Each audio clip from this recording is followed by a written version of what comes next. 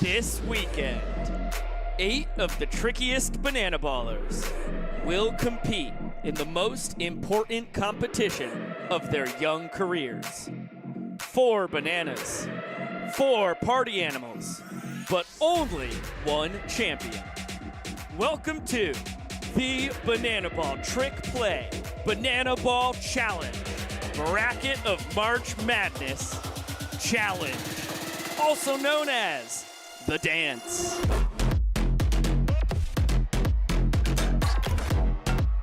Welcome in, my friends, to Game 18 of the 2025 Banana Ball World Tour. If your college basketball brackets are already busted, do not fret. We have a golden opportunity to fill out a new perfect bracket. There will be 4 different trick play battles tonight, and we'll get to hear from all 8 competitors throughout the evening. We will unveil and discuss that bracket in a little bit, but that's just the dessert this weekend. Our main course is 3 games between the Bananas and Party Animals. The Bananas are back in front by a game after the wild finish last Saturday night in Banana Ball's NFL Stadium debut. As we welcome you inside the booth with Josh Jalewski, Biko Scala. Thank you all so much for joining us on this Big Tiger Friday. It was wall-to-wall action down in Tampa last weekend. 4 rounds of showdowns deciding the first ever Banana Ball game in a football stadium. Yeah, it's certainly one of the most memorable finishes we've ever had in Banana Ball history, and we saw a lot of great milestones. 4 home runs between the Bananas and Party Animals, 23 total trick plays. Party Animals 3 points in the last 4 innings to push the game into showdowns, and then you had an epic round 4, 2 challenges which overturned the calls on the field.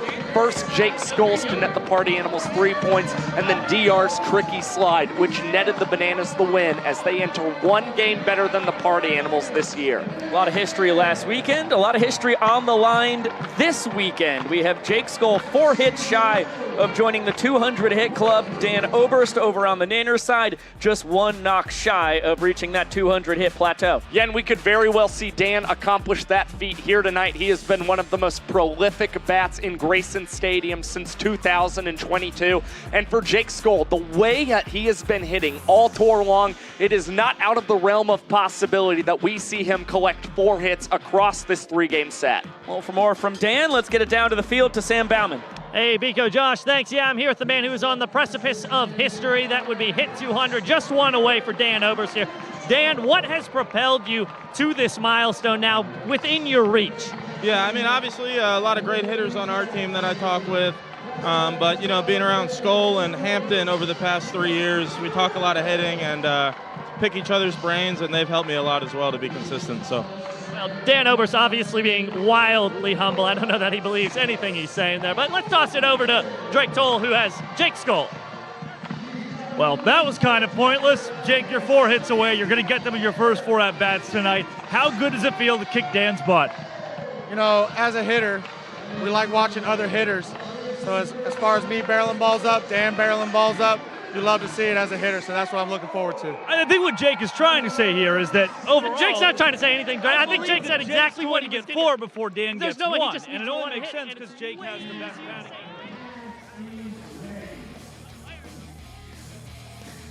batting. All right, I think we're just going to turn their mics off and let them figure this out the old-fashioned way down on the field. All right, from the history, let's talk about our bracket this weekend. It is the Banana Ball Trick Play Banana Ball Challenge Bracket of March Madness Challenge, a.k.a. The Dance. It is all about the most trick plays.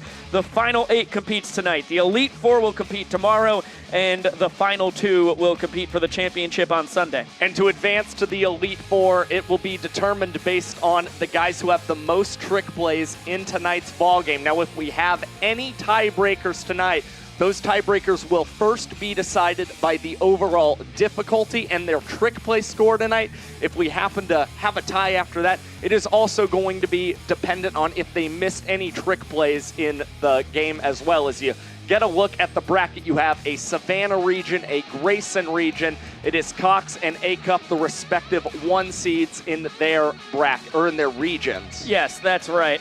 Cox, of course, the overall tour leader in trick plays. A-Cup right behind him, and everybody else seeded based on how many trick plays they have. Now, EJ and KJ would be in the top 8, but they're not guaranteed full playing time across these 3 games defensively this weekend, so that's why Rack and Olsen get involved. As Gillum and Viro guaranteed us, they're probably going to be in the field the vast majority of these 3 games. Focusing on tonight's game, though, the big matchup for me is DR Meadows against Bryson Bloomer, a 2-seed versus a 3-seed in that Grayson region, and an outfielder against an infielder. Bloomer has 9 trick plays this month, and it is very possible that he gives DR a big challenge, as it's really going to come down to which fielder gets more opportunities tonight. And we're going to have both of them mic'd up at the same time, so they'll let the trick plays do the talking, and we'll actually have an ability to talk smack thanks to our microphones as well. We're also going to have Rack and Acuff mic'd up tonight too. Let's take a look at the pitching matchup. Garrett Delano versus Noah Nisnik. It's as good as it gets in Banana Land. 7th time that these guys are facing off against each other. That 142 ERA plus you see for Noah Nisnik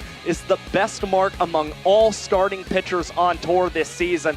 But if we focus on Garrett Delano, the last time he towed the slab here in Grayson Stadium, he was truly phenomenal, as we saw him throw 4 scoreless and hitless innings against the Savannah Bananas, racked up a couple punch-outs as well, and for Delano, all 4 of those innings were thrown in 3 minutes or less, and he also has the benefit of working with the same man, Andy Cosgrove, behind the dish tonight. Yeah, all the more impressive when you talk about all 4 of his innings being thrown in less than 3 minutes, or 3 minutes or less, because he had 2 missed trick plays behind him in the first inning, still got out of that frame in 3 minutes on the dot. So we'll see if Delano, wearing full pants tonight for the first time since 2022 in his Banana Ball career, can continue the success he had a couple weekends ago here in Grayson. Well, maybe it's an attempt for Garrett Delano to snap out of a little superstition that we're seeing early on in this tour, as both Delano and Nisnik are without a win or loss this season. All right, let's go down to Shark for the Banana starting lineup. Bananas! Leading off in center field, number 5, DR the Doc Meadows! Batting second, the DH, number 19, Dan Oberst. At first base, number 3, Eric Jones. In left field, number 15, we call him Rack, Robert Anthony Cruz. In right field, number 2, Reese Superman Alexiadis. At shortstop, number 6, our glove magician, Ryan Cox. The catcher, number 1, the captain, Bill Leroy. The extra hitter, number 11, Correll Prime. At third base, number 18, he does it all, Danny Husley. And at second base, number 8, our greatest showman, Jackson Olsen. On the mound for your Bananas tonight, number 88, Noah Nisnik. Your Savannah Bananas are managed by Tyler Gillum, assisted by Adam Viro Virant, Eric Fox, and Reggie Horton.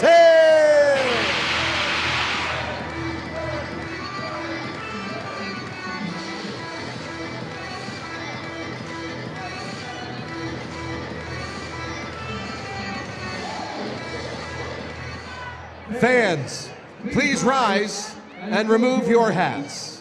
Here to honor America with the singing of tonight's national anthem, please welcome Scad B. Sharps.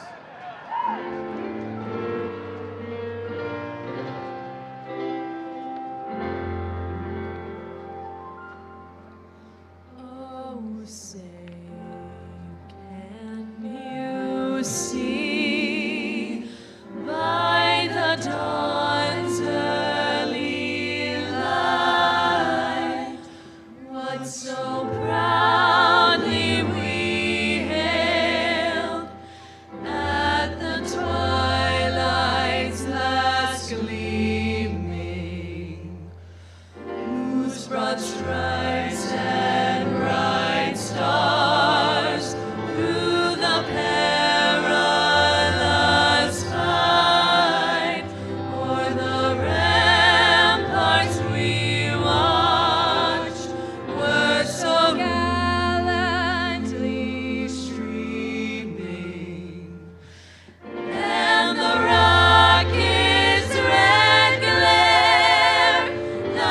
bombs bursting in air gave proof through the night that our flag was still there.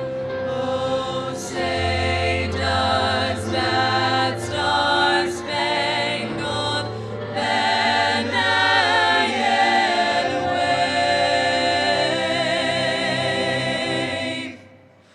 o'er the land of the free,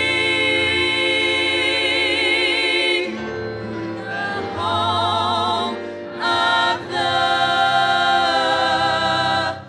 brave, the brave. Ladies and gentlemen, Stand Stars!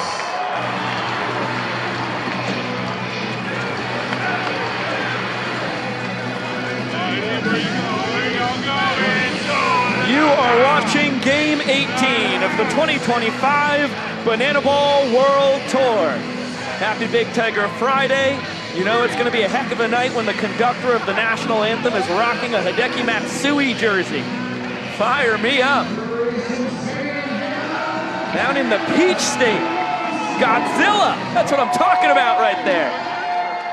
Fantastic rendition. Congratulations to all the overbetters on the anthem. Reginald Horton blinged out, ready for 3 straight days of Banana Ball. Tonight, tomorrow night, Sunday afternoon. Let's take a look at the Party Animals starting lineup as they kick off this 3-game set. First 3, Reese Hampton, Noah Fisher, and Jake Skoll. Then Andy Cosgrove cleaning it up. In the middle, Chase Acuff, Bryson Bloomer, and Armando Becerra. And at the bottom, Jason Swan, Dustin Baber, and Tanner Thomas. Well, Chase Acuff was the big performer last weekend for the Party Animals. The St. Pete kid had a home run in Tampa Bay. And meanwhile, Jake Skoll and Andy Cosgrove also in the middle of this Party Animals lineup. Each have 10 hits here in Grayson Stadium this season. They have really continued to be the catalyst of this Animals offense. Zero in now on the man opposing them on the mound for the Bananas, Noah Nisnik, the 2024 Banana Ball Rookie of the Year. Continues to get better and better here as his second campaign chugs on here in Banana Land. 7th start for Noah Nisnik in 2025 and still without a decision on the World Tour. But that 142 ERA plus that he's posted this season is the best mark among all starting pitchers. He has a 232 opponent's batting average this season. All he has to watch out for is the fact that he's allowed a home run in each of his last 2 starts for the Nanners. We've seen the ball fly here in Savannah. And the defense behind is nasty. The usual suspects in the outfield, left to right. It is Robert Anthony Cruz, DR Meadows, and Reese Alexiadis. Same goes for the infield. Usual folks in here, 3rd to 1st, Danny Hosley, Ryan Cox, Jackson Olsen, and Eric Jones Jr., while Bill Leroy is behind the dish. Well, with Cruz, Meadows, Cox, and Olsen taking part in this trick play bracket challenge, it's going to be interesting how many double trick plays we may see between some of these duos. I would expect possibly a pop between Meadows and Cruz, and possibly some trick play, double play action from Olsen and Cox tonight. And most likely, this is the only night of this 3-game challenge where you will not see either Bananas facing off against Bananas or Party Animals against Party Animals. So the teammates supporting each other for now. We'll see, based on the results of tonight, if that continues. And I think they've all been very vocal about that so far this season. Ryan Cox, one of the most adamant guys, talking about how he wanted to see it all yellow tomorrow night. And we're going to send it on down to the young professor to get this thing going. All right, ladies and gentlemen, if you're ready to get this game underway, then when I count to 3, I need everybody here at the top of their lungs to say, start the clock. Here we go. 1, 2, 3. Showtime! Beautiful night here in Savannah for our 18th battle between the Nanners and Animals this year. 60 degrees as the sun sets over Daffin Park. Reese Hampton setting up from his natural side as a righty and ahead of ball and no strikes. As always, has to look out for fastball, changeup, curveball from Nisnik. working a few cutters as well.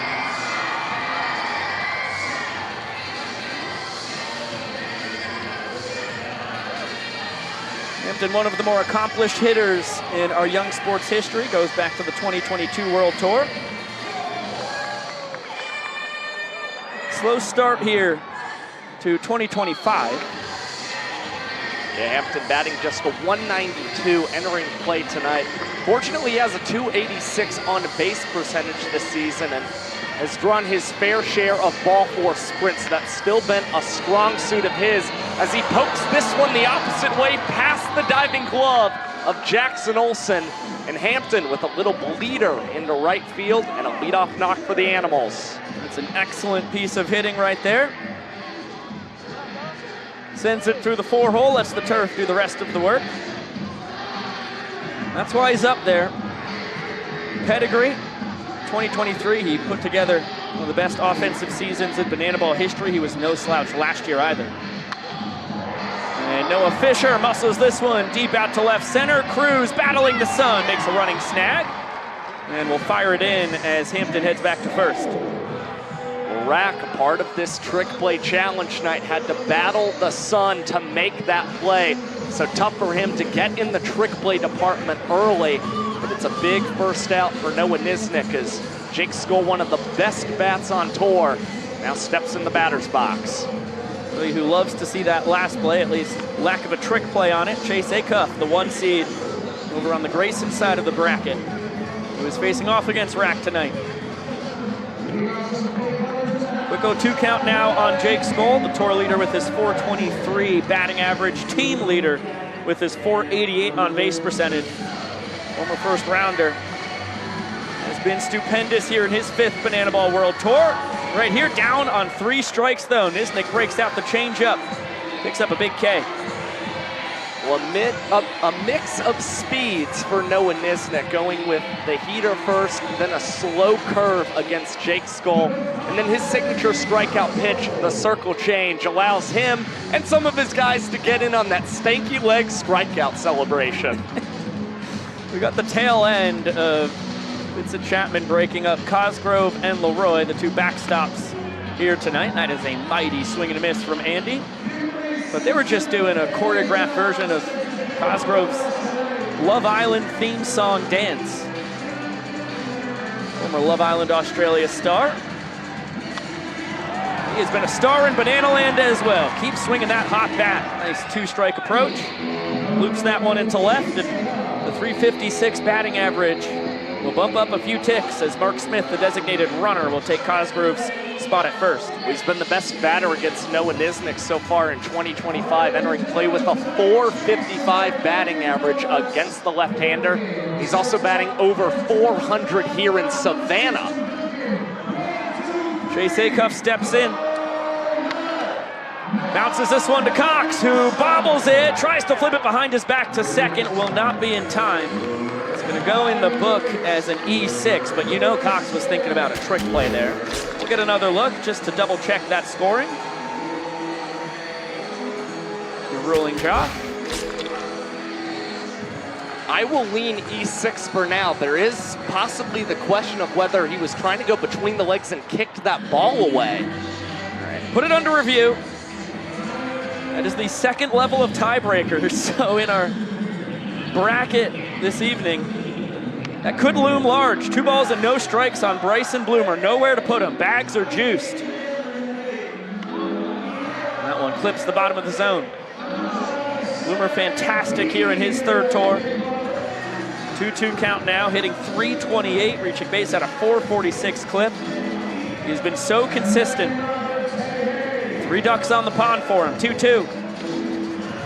That one just misses, count runs full. Bills tried to sell a strike on the outside corner. I think he yanked that glove back just a little too much. And now Bill thought he had the call on a Bloomer check swing. Instead, it is called a ball 4 sprint from Vincent Chapman, and the Party Animals wind up plating 3 runs with 2 outs, top 1. Vincent is now appealing the swing to Seth Markham, the first base umpire, who has no idea what Vince is talking about. He's saying, look at me, I'm trying to appeal the swing. Markham says safe. That's good because the Party Animals or dancing on home plate. That is a huge call right there. I do think Bloomer checked his swing, and it was the way he was throwing his bat away that made it look like he was maybe going around. He'll pick up 3 RBIs. Up to 16 now, driven on the tour. And take a look, see, yeah, he checks his swing, and then he was already done with his swing by the time he threw it away.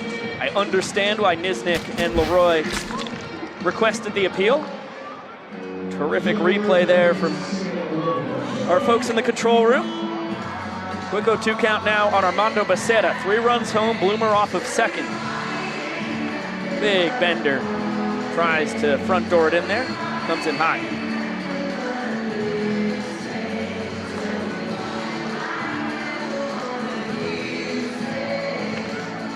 Oh, look out, Vincent. That is not fun. One of the perils of the home plate umpiring job. That one fouled straight off of blue. Vince getting a little time to walk this one off. When Nisnik gets a breather before delivering another 1-2 pitch to Armando Becerra. This one skied in foul territory. Leroy chasing after it, finds it, drives for the bare hand, bobbles it, and comes down with the catch as that one is tossed back into the Party Animals dugout. Leroy with his 3rd trick play of 2025, but the Party Animals claim the 3 spot to open up the top of the 1st. My favorite part of that one, the reaction from Andy Cosgrove, his counterpart. That was a big smile on the face of the catcher for the Party Animals. Take a look at Garrett Delano, and as we said in the pregame show, son of a gun, it is true. Delano in his 4th World Tour wearing pants for the first time, I believe, since the 2022 World Tour. I can't remember if he even wore pants at any point on that campaign.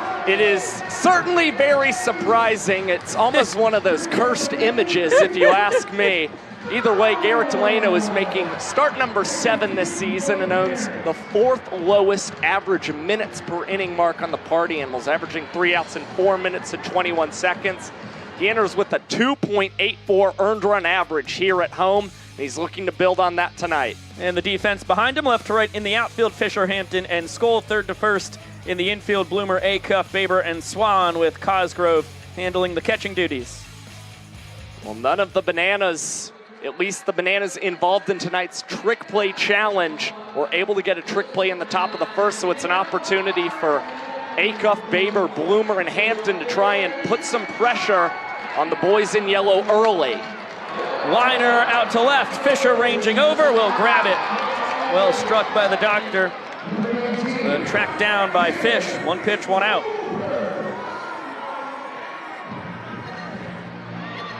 Good start for Delano. Now he sets his sights on Dan Oberst, Tanner's designated hitter.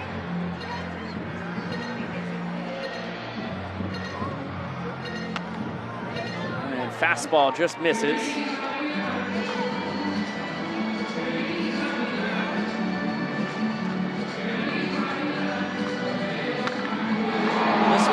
Driven out to right center field. Hampton and Skoll on their horses. Reese will grab it on the run and flip it behind himself.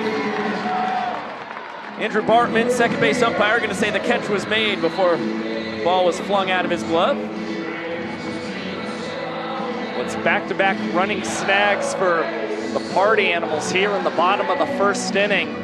Delano getting barreled early, but his defense right now picking him up, as we are just a little over a minute here in the bottom half of the frame. Well, 3 runs of support means Delano can send it right down the chute, as this one is lined into left center. AJ finally finds a gap. Big turn, but he'll hold on at first. Another hard hit ball, finally something to show for it for the Bananas. And now Robert Anthony Cruz will be on the mic with us defensively in the 2nd inning.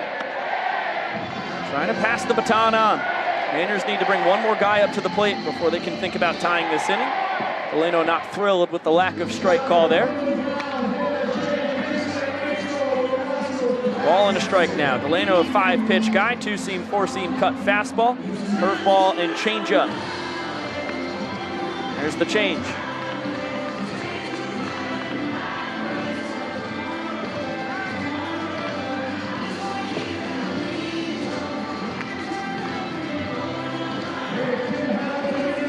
here, frustrated with his execution.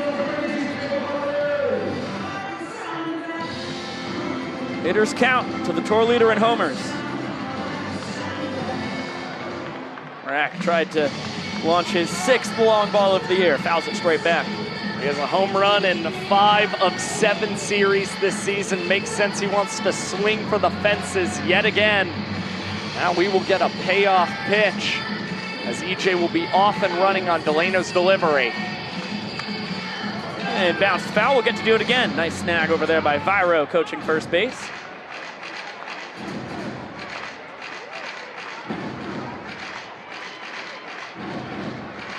Reese Alexiadis lurks on deck, representing the inning-tying run. Rack trying to get it there. That one called strike 3, bottom of the zone. Delano rings the bell and gets the party animals out in front. They lead 1-0. Well, what possibly could have been a sub-2-minute inning for Garrett Delano is still a 3-minute and 5-second frame as the party animals score first tonight in Savannah.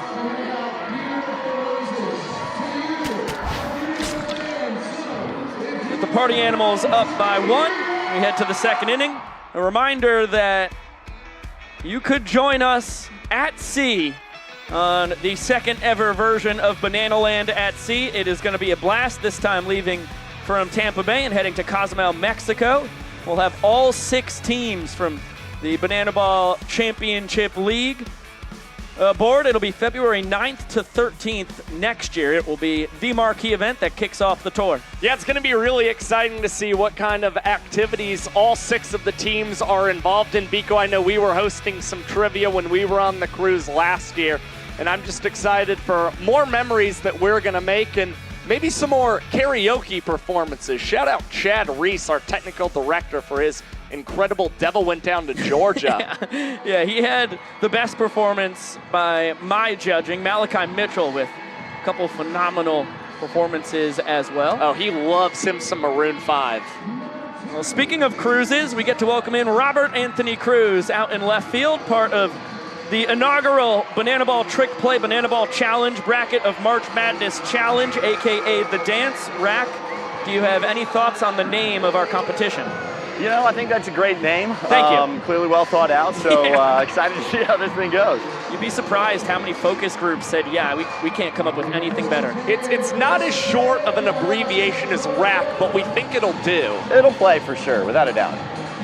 This one's squibbed foul, 1-1. Well, you have the honor of going up against the 1 seed on the Grayson bracket, Chase Acuff, who is the 2nd most trick plays on the tour. Does that mean anything to you as far as maybe pushing the envelope in trick plays? Well, for now, hold that thought. DR Meadows trying to grab his first of the night, and Reese Alexiadis can't put the button on it. So neither will get a trick play. It'll be a trick play miss for Super Reese. Yeah, tough start in the inning for the Bananas and Noah Nisnik. You get one more look at this, and Alexiadis just gets that one on the heel of the glove, it would appear, and you see him putting his fist against that AstroTurf, upset as Baber lines this one straight at Meadows in center field. The catch made, but no trick play for the doctor. Well, speaking of Chase Acuff, we get to welcome him in here as well. Back to you real quick here, Rack. What's it like competing against one of the best trick play men to ever do it? Yeah, well, it's an honor. You know, being a left fielder, people often underestimate us, underestimate our arm, underestimate our trick play abilities. I'm here to represent all left fielders out there today.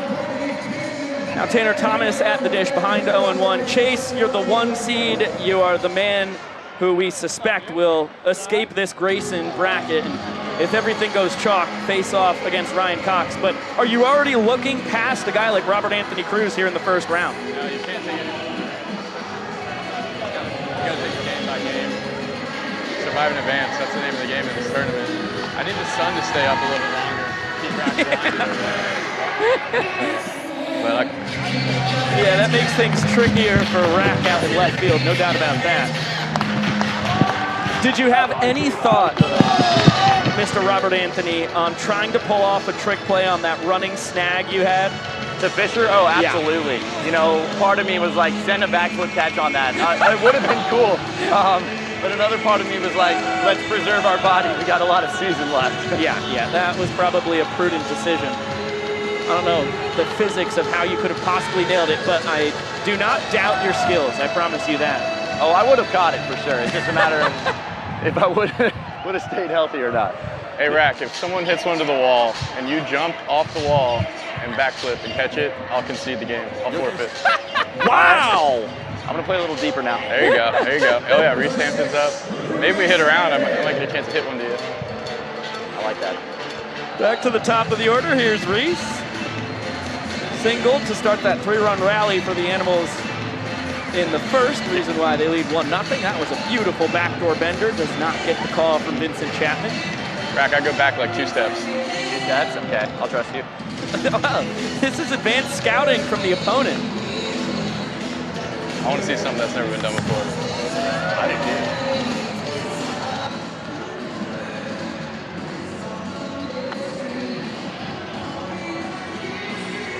This feels like rack o'clock. Oh, no way! Oh. Hey, that's no way I can do that. Nope, that's going to be a little out of reach. I was going to say, if I was able to pull it off there, we're never beating the scripted allegations.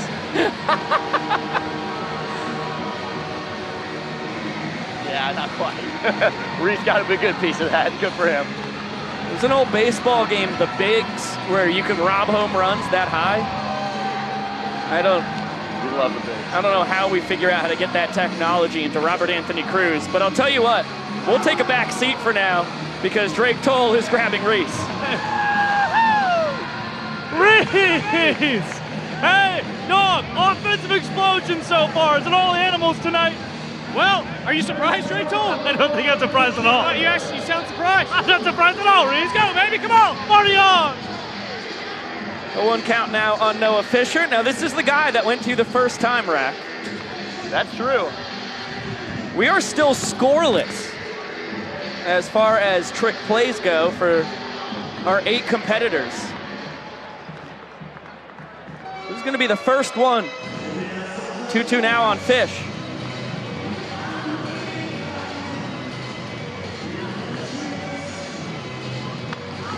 Liner, oh my goodness, EJ.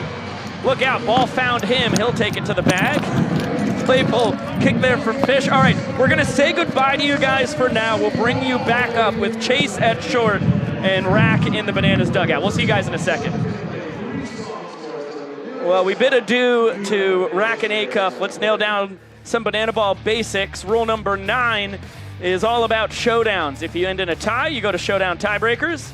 And if a team hits the ball out of the park, it is automatic that they win the ball game. Reese Hampton, the only guy to ever do that in a game. And if a batter gets hit by a pitch, all runners advance 2 bases. It has rarely been seen, except for this past Saturday, when for the first time ever we saw it twice in the same showdowns. It was the first time that we had seen the hit by pitch occur in showdowns since July 14th of 2023 in Durham, North Carolina. The correct calls were made as the batter is sent to second base on that hit by pitch. And what we saw in that 3rd round for the Party Animals, what was very unique, the hit by pitch led to 2 points coming to cross the plate for the Animals. Then Noah Fisher knocked in the other 2 as he split the right center gap. And so the Party Animals were able to claim the maximum 4 points in that round of showdowns. I could sign up for 4 rounds of showdowns here tonight. It'll be Alexiadis, Cox, and Leroy. 5, 6, and 7 due to swing it. Delano with run support once again. Had 3 runs to work with in the first, now 2 to play with in the second. Super Reese hit the first home run in a Banana Ball game in a football stadium in our young sports history.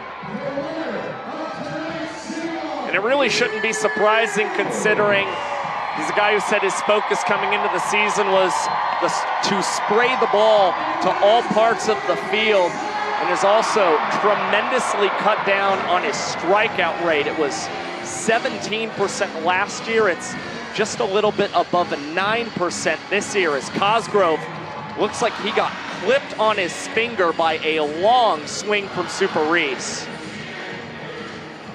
Yeah, that's not comfortable. We saw a foul ball off Vincent Chapman in the first inning. Now Andy gets a piece of him. AT checking on him. Casey running out from the Party Animals dugout. It is a very important piece of the puzzle for Mike Vivacis and company. Cosgrove has been unbelievable, just remarkable behind the plate. He's cut down on the Bananas running game a ton and has been a force to be reckoned with offensively as well. I mean, we've talked so much about what he's done offensively for the boys in black and pink, but behind the plate, the glove has been very impressive as well. And he's also started 13 of the first 18 games for the Animals behind the dish. And it looks like he is good enough to remain in the game to catch Delano. He's a tough character.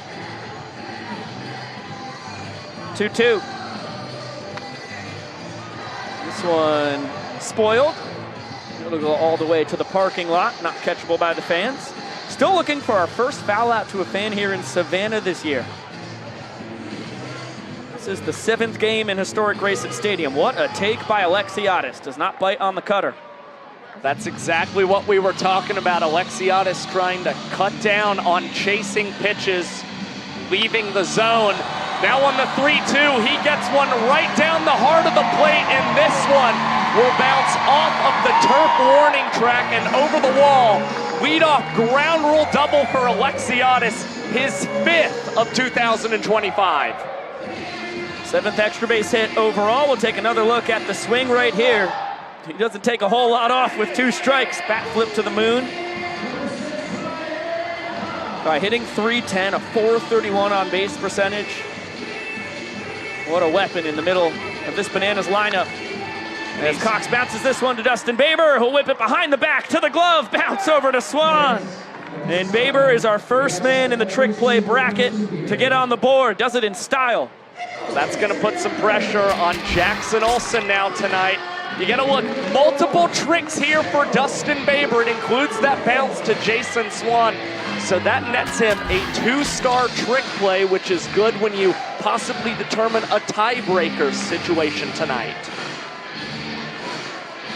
Now Bill Leroy steps in. Alexiadis over to third base with 1 out, but Party Animals are gonna cede that run. They'll trade it for an out.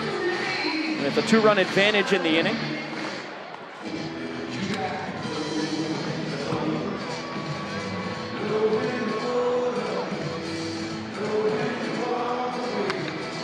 This one bounced to Acuff. He whips it between the legs. Throw on the run in time. What a scoop by Swan to save the trick play for Acuff, who now moves out in front of Rapp.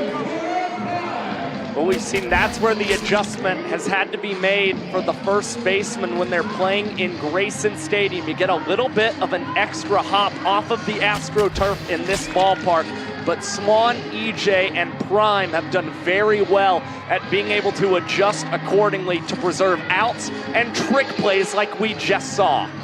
Alexiadis scores.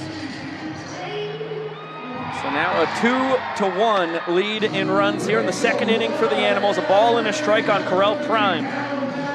Former Rockies minor leaguer represents the inning tying run for the Nanners. Liner into left. And the inning continues on a frozen rope off the bat of Prime. Well, even though he's played kind of half of the games offensively due to being one of the new 2-way stars for this Banana squad, Prime has still very much held his own with the bat. Comes up with a big 2-out single as the Bananas will now insert Malachi Mitchell. Acuff with a 2nd opportunity at the trick play. 360 between the legs, and the #1 seed over in the Grayson region is the first man to 2 trick plays in the ball game as you get one more look at this doozy. The opportunities can be aplenty at shortstop. Chase making them turn into trick plays. It's one thing to get the ground balls, it's another to come up in the clutch.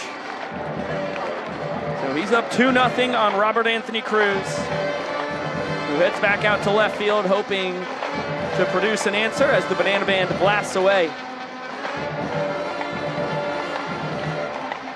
I mean, if it was 60 degrees up in my hometown of Saugerties, New York. I don't know if you'd see any sweatshirts out here.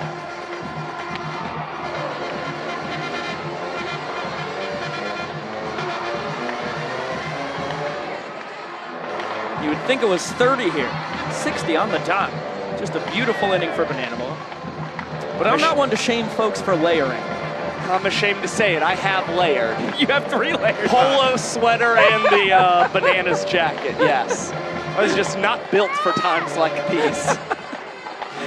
It always cracks me up. Every time we hit the party plaza, like Gwinnett County was a great one last year. I mean, that was like low 50s, a breeze. I was kind of doing it out of principle more than anything, going out there in my polo only, and you had 3 layers. Oh, that was one of the coldest games all year. Chilly. I did not like that one. And I knew, the folks all had jackets and knit hats on. I said, what are we doing? This is tropical weather. Well, an excellent start for the Party Animals. They lead 2 points to nothing. Isnick now has 3, 4, and 5 in the order. Struck out Skoll on 3 pitches back in the first inning. Behind him 2-0 here, though.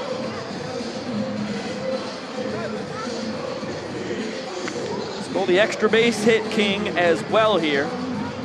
4 homers leads the Party Animals, 3 triples and 8 doubles, both pacing the tour. Is back in the count, 2-2. And run it full.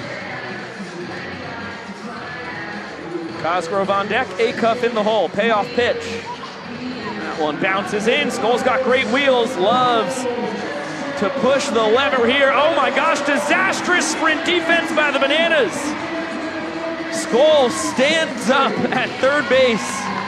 3 bases on the sprint. Nanners normally pretty much perfect out there. That was pretty horrific. What started with Bill having to corral the ball in the turf right in front of him, then offer a low throw on a bounce to Ryan Cox, which got by the glove magician, and then Alexiadis was trying to slide and save that one, and it got behind him. Great read not only by Skoll, but his third base coach, Mike Vivacis, as well. Cosgrove high and deep to right center. Meadows moseying underneath it is going to tap it up and collect the trick play. Skoll could cartwheel home if he so chooses. Instead, he decides for a brisk jog.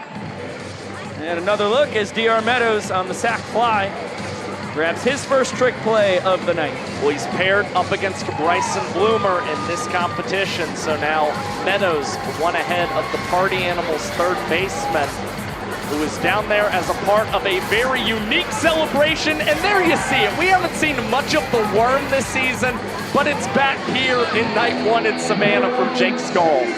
Better than ever after he scores his 22nd run of the tour. Ties up Noah Fisher to lead the season. And Acuff digs in, the Dunkin' Donut batter of the game, so if he strikes out, the full capacity crowd here in historic Racing Stadium, blessed with sweet treats. Chase reached on an error his first time, came around to score. Crazy thing for Nisnik, he's allowed 6 runs here in 2 2/3 innings.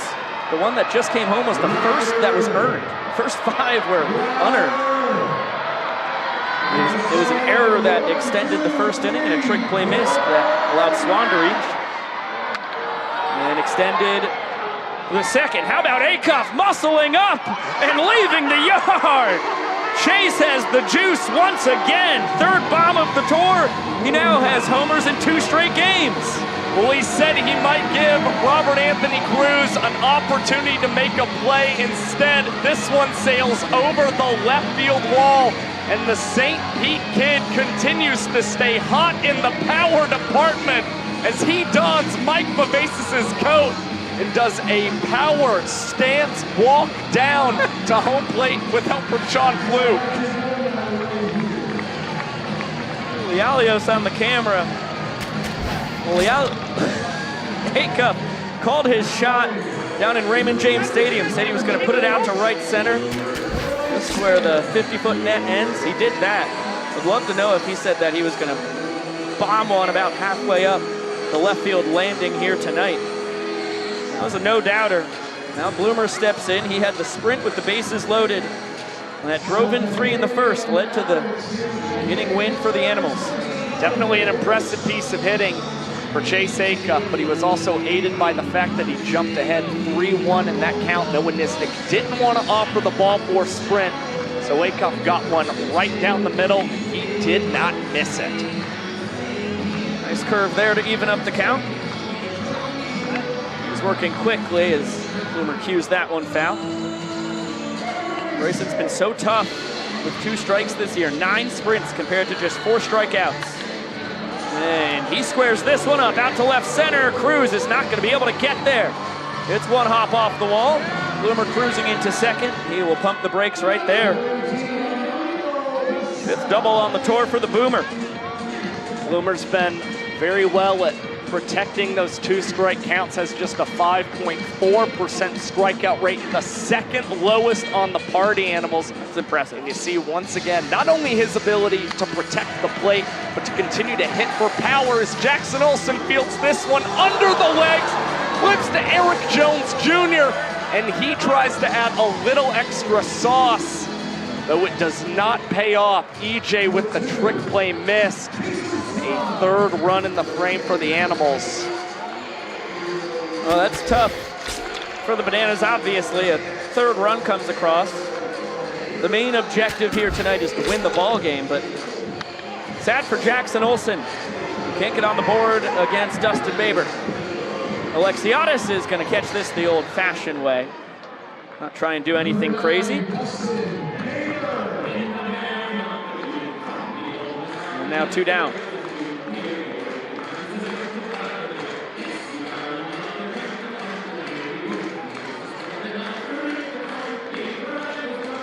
Fun thing going on at bananaball.com/stats. How about this for stats? Dustin Baber, he's got himself another long ball. Doubles his tour total. You can find that on the website. Well, 2 weekends ago in Savannah, Georgia, Dustin Baber launched his first home run of 2025. Now he's got another for the Party Animals as he is jigging onto home plate. Unbelievable stuff in the power department for the Animals. And this was going to be the challenge, like we said for Nisnik, keeping the ball in the yard. For everyone. Hey, fastball, healthy dose, drop and drive. What is happening? Party on, Josh and Pico. Party on, Drake. That is 3 home runs for the Animals for 2 2/3 offensive innings. 1-1 now on Thomas. Struck out his first time. And a chopper to Olsen, another chance at his first trick play. He'll get it as EJ takes that one the old-fashioned way. Holy moly. Offensive explosion for the Party Animals. They push 5 home, and we'll toss it down to Jolie Chabala for the Bananas Foster Family of the Night. Across the United States, there are over 400,000 children and teens in foster care without a permanent home. To raise awareness and support this community, we created Bananas Foster, the official nonprofit of Banana Ball.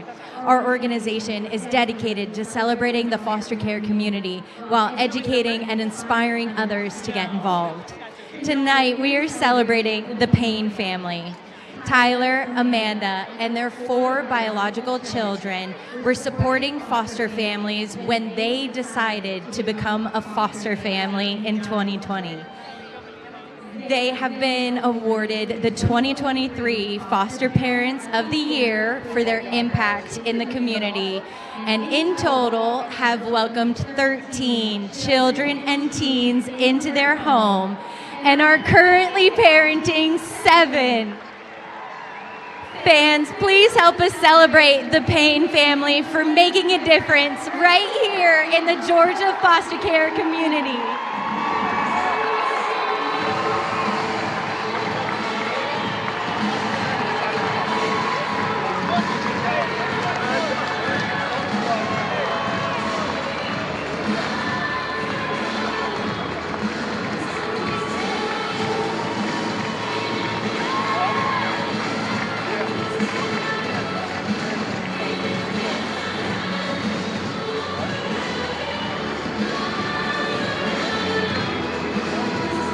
big shout out to the Payne family. Tyler and Amanda doing amazing work in the foster care community. So fantastic, recognized rather by the Georgia foster parents. And let's get another look at the two bombs from the Party Animals in the third. Middle infielders muscling up, muscling out. First A-Cuff, then Baber. Well, they already have trick plays in terms of our competition tonight. Baber with one, A-Cuff with two. And now you see both of the Party Animals double play duo with the long ball in the game as well. Things just continue to go well all around for the boys in black and pink tonight, as Garrett Delano will look to pick up a third straight point on the pitcher's mound. This is his easiest task yet. Had 3 runs in the first inning, 2 in the second. Now 5 to goof around with here in the third. He's not no-hitting the Bananas like he did a couple weekends ago through 4 innings here in Savannah. But he can't complain with 2 points earned. Specialty walk-up for Jackson Olsen.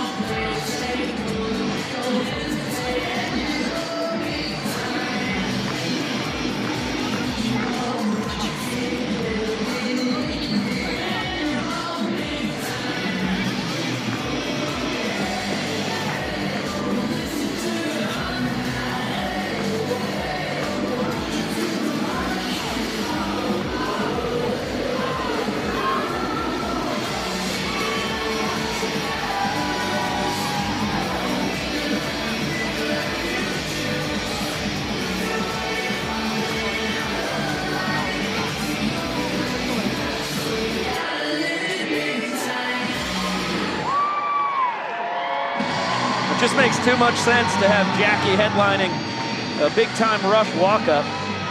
You a big-time Rush guy, Josh? You know, I think that I favor Carlos the most. Oh, I'm a big Carlos guy.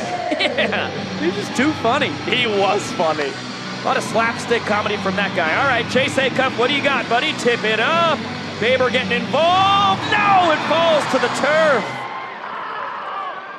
Oh, these guys are feeling the pressure of the dance. Boy, they could have each had a trick play.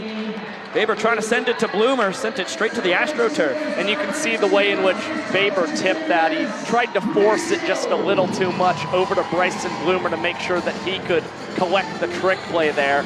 But again, the Party Animals are up 5 runs in the third inning, so they don't really have to sweat the missed trick play to open up this bottom half of the inning. Maceo Harrison coaching first base in the unique way that he does that job. Bloomer really trying to pull off some insanity. Well, Maceo makes the impossible happen with the wrecking ball dance. It really feels like he's defying gravity. I know that's a whole Wicked song. Maceo was doing it way before Wicked. Oh, another chance here. This one popped. A-Cuff is gonna just grab it. They had Hampton sprinting in behind him, but Chase prioritizing getting it out for Delano. Yeah, and you can see A-Cuff after the fact laughing that one off, and you see him even doing the mock tip, wishing that he would have kept that just for himself, but still he's got an early edge of 2 trick plays on Robert Anthony Cruz. Wow, how about that for a twin killing? A-Cuff grabs his 3rd trick play of the night. Baber with a beautiful barehanded strike to Swan.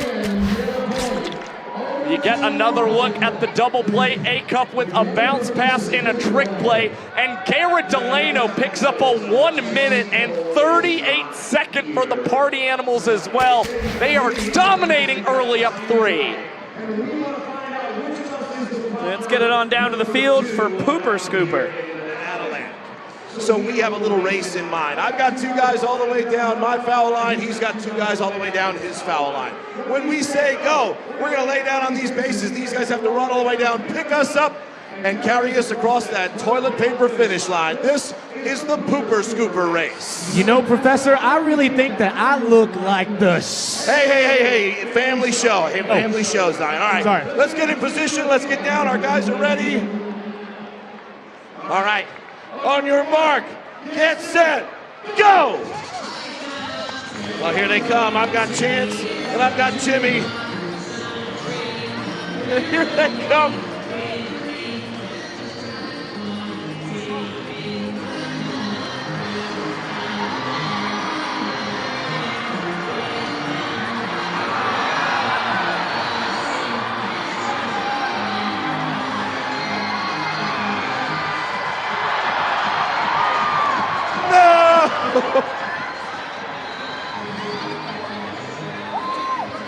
You are the solid number 2 around here. Give it up for Zion and the Pooper Scooper race. Good job, young prof. Still nailing the finish while on the ground. Boy, that was unbelievable. Let's take a look at the numbers here for Andy Archer on his second tour. 8th outing on the year for Andy Archer. He allowed 3 hits and 2 earned runs last weekend in Tampa Bay, but has close to a 4-to-1 strikeout to ball four sprint ratio this season. After having an ERA a hair above 7 at the end of February, he's posted a 4.05 earned run average here in the month of March as he gets things started against Reese Hampton with a first pitch strike. Top of the order here for the Party Animals. Vincent Chapman calls time. Looks like he's going to check Andy for some sticky stuff. You don't see this very often in Banana Land. Take a look at the banana ball, passing the mask off. Yeah, he's found exactly what he wanted. Nothing sticky about it, but a great opportunity to boogie. Oh, he just stomped on his phone. Understand how he bounces in that split position. Oh my gosh. Just tried to hurl the banana ball into the crowd, denied by the net. Really took out M-Doggy on the first base cam. I think that's the first time we've ever seen Vincent try and chuck the ball into the stands like that. I do too. Net monster ate it up. Laser beam.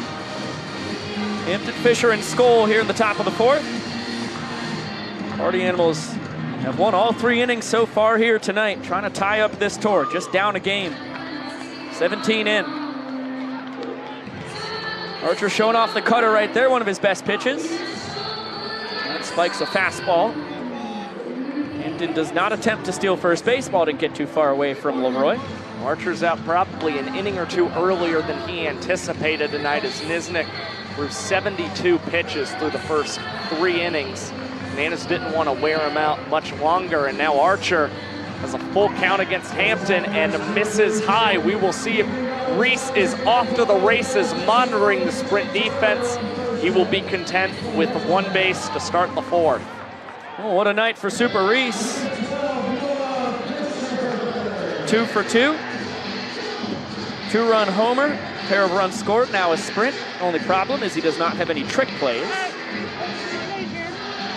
But still 6 innings defensively to amend that issue. Now Noah Fisher. Ball and a strike. It's now 4 consecutive innings the Party Animals have had the leadoff man reach base safely. It was a single, a trick play missed, a 3-base sprint, and now a 1-base sprint here in the 4th. Job there by Fisher, fouling that one off. Alexiadis giving it a good look, but it's going to land in the stands, not caught by the fans. Nice snag on the bounce, though. Would have been an out if banana ball was invented in the 1850s.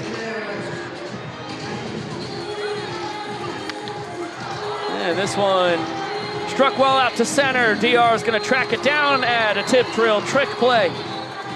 His second on the ledger tonight, as Archer's got an out. And Meadows is strategically planning his trick plays in this ballgame. That one scorched so hard, it's impossible to come away with a behind-the-back catch. DR also didn't want a chance, a behind-the-back play.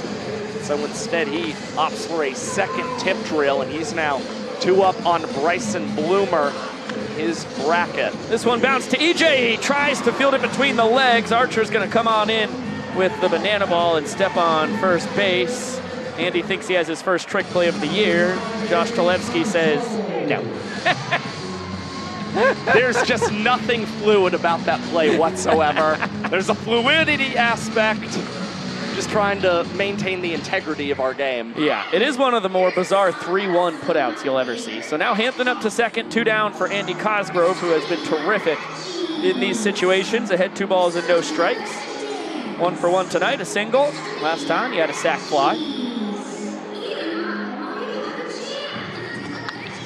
And that one lifted high to left. Robert Anthony Cruz lining it up and will snag it. Battling the twilight, does not attempt a trick play, and still trails Chase Acuff by 3 in that department. Yeah, that's one that Robert Anthony Cruz might be hitting himself over the head about following tonight's game. Nonetheless, gives Archer the high five as Andy throws the first scoreless frame of the night for the Bananas. We go down to the field for a little hey baby tonight. 5,000 people here in Savannah, Georgia to get up on your feet. And then one more ask. I need you to get your hands way up in the air. Hands up in the air because it's time for a little hey baby. Clap it out. Here we go.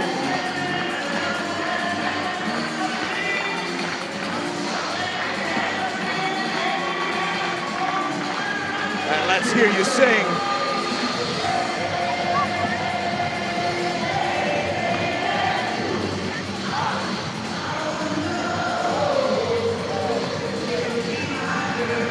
Oh, you sound good, Savannah, but let's get a little louder.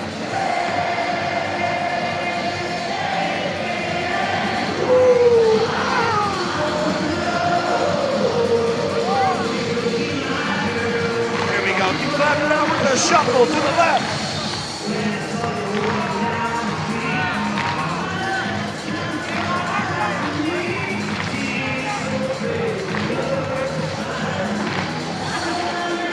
All right, get ready.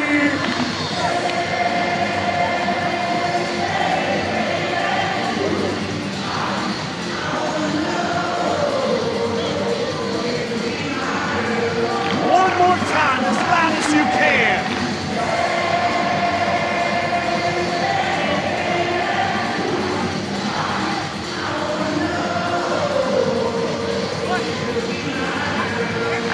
Oh, give yourselves a round of applause, Savannah.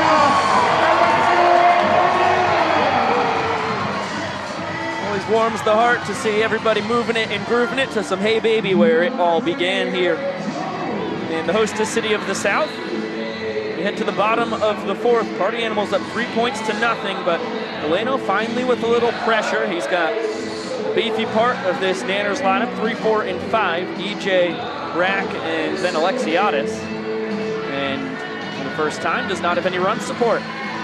For the most part, the Bananas have been pretty aggressive swingers. The same can be said for Eric Jones Jr., trying to straighten out that inside pitch.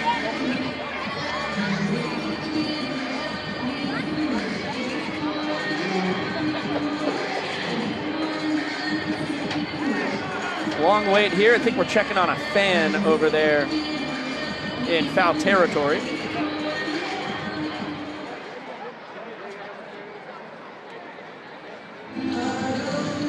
They're A-okay. Scary moment, though. Changeup scrapes the inside corner. 0-2 now on EJ. Thought about it. That's how nasty the Delano curveball is, but way low and away.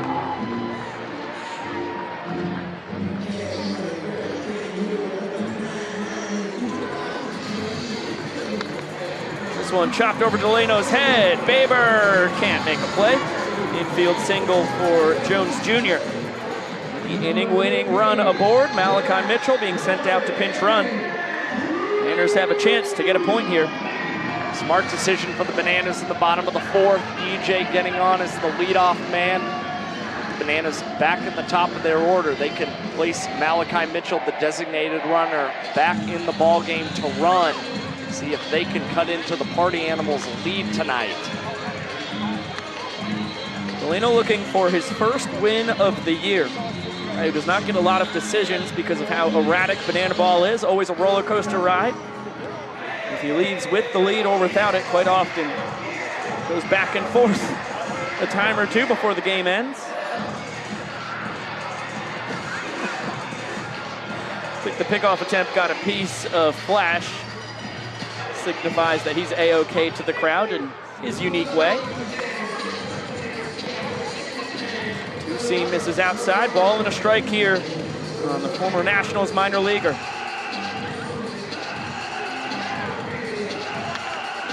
Hooks that one foul. Chance for the fans to make an out. They do not.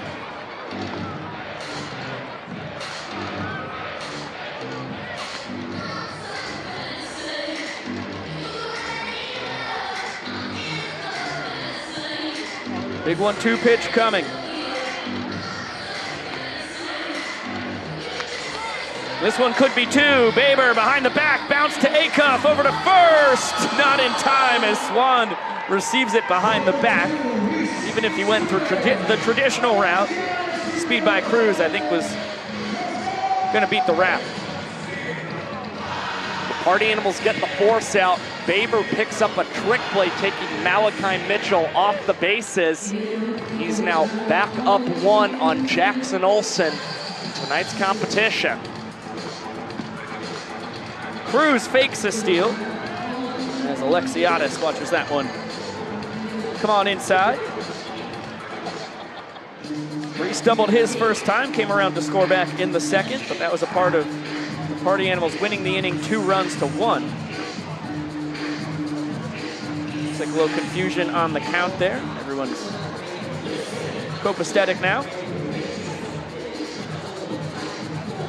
Rack doing a lot of dancing off of first base.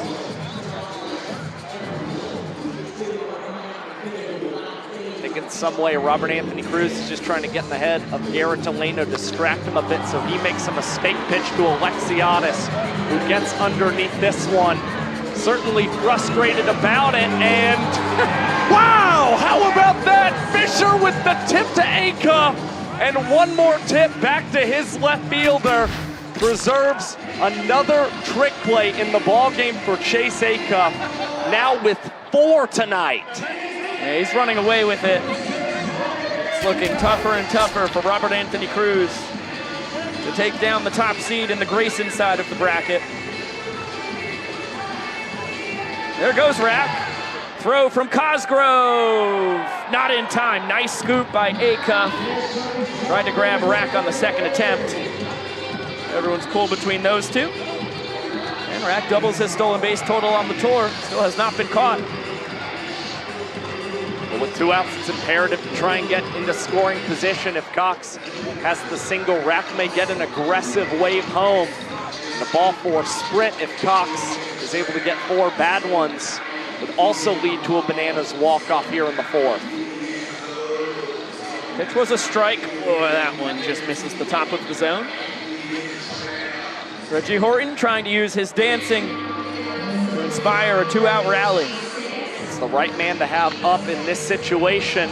Cox batting .556 in Grayson Stadium with 4 walk-offs at home as well. As you saw Cosgrove even checking on Rack back there at second base. 2-1. Oh boy. Now 1 ball from Delano, loses the inning. So much focus on Cruz at second. 3 straight balls from Garrett. And finds the strike there. Payoff coming with the inning on the line. Bananas leader in batting average at the dish. Liner into right center, it's gonna be down. Skoll will offer up a throw. Not in time. Ryan Cox in the clutch once again. 8th walk-off of the tour. And the Nanners on the board. 5th in Savannah this season, and a much-needed point for the Bananas in this ball game.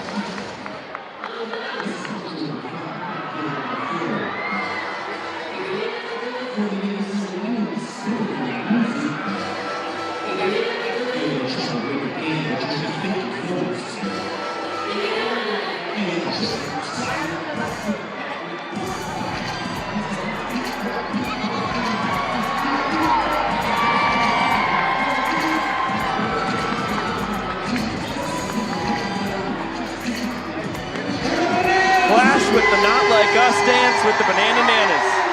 Sure, we all had it on our bingo card tonight. Another look at the walk-off from the Glove Magician.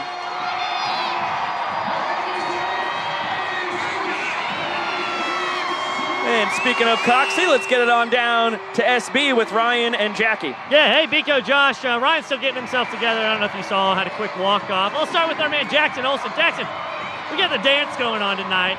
Baber just tying it up 1-1 right now for you guys in the Savannah side of the bracket. How are we feeling going into this inning? I think Andy's going to get us some ground balls. He knows about the competition, so he's well aware that we need some ground balls. We need some fly balls that are able to get tricks. Any different mindset going into the game today?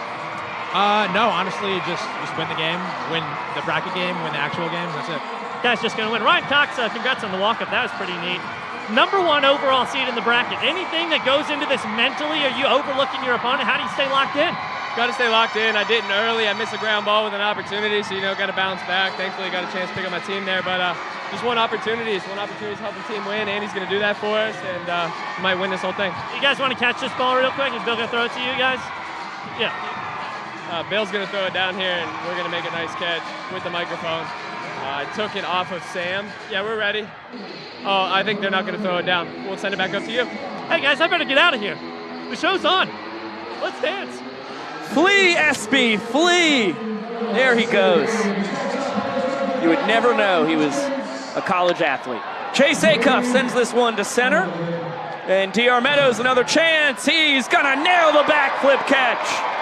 Third trick play of the night. DR keeps on cooking. The trick plays so far for the Banana center fielder have been a bit conservative, but finally he gets the right fly ball to rip out the signature backflip. He's now up 3 trick plays on Bryson Bloomer, who takes a first pitch strike against Archer. Bounces this one to Hosley, flips it behind the back to the bare hand on the run, just in time to get Bloomer, who was barreling down the line. Danny Doodle, not a part of the competition, happy to get involved though, his 15th trick play of the year. And 2 quick outs for Andy Archer, just 48 seconds into the 5th inning. Now Armando Becerra, the extra hitter. Hot shot, and it'll be gobbled up by EJ. Whips it behind the back to Archer in time. And boy, that was a quick inning for Andy Archer. 1 minute and 2 seconds for Andy Archer, the 7th fastest inning in Banana Ball history. Comes with 3 trick plays as well. Another look. EJ pulls off the professor. A little flip under the leg. Beautiful stuff. Let's get it down to the field for some Grandma Gladiators. Let's meet our gladiators. We have Cindy at 62 years young and Karen at 62 years young. And when I say go, they are going to duke it out for your entertainment. And you must decide who the mightiest gladiator is. Ladies, are we ready? Then on your mark, get set, fight! There they go. Oh, they're getting after it. Oh, Cindy, there's no timeouts. Oh no. Oh, Karen is mad. She doesn't like it. She's defensive. They're duking it out. She's got the 2-hand grip. Oh, she goes down. Karen is dominating. She is dominating. 3, 2, 1. We have to stop the fight. Stop the fight. There's no TKOs here. It has to be decided by the fans. So, ladies and gentlemen, is our winner Cindy? Or is our winner Karen? Here is your winner, Karen! Fight continues after the bell's been rung. Good work by both the contestants there. Now, Pistol, Pete takes over on the bump for Garrett Delano. Yeah, the lefty taking over for Garrett Delano after a pretty strong start. Pistol Pete's weakness this season has been landing first pitch strikes and continuously getting ahead in counts, as 57% of his appearances have ended in a Bananas walk-off. Sloan fouled away, a ball and a strike here on Bill Leroy. 7, 8, 9 in the order. Prime on deck, Hosley in the hole. Yeah, this is a little bit of a new role for Holden compared to his college career.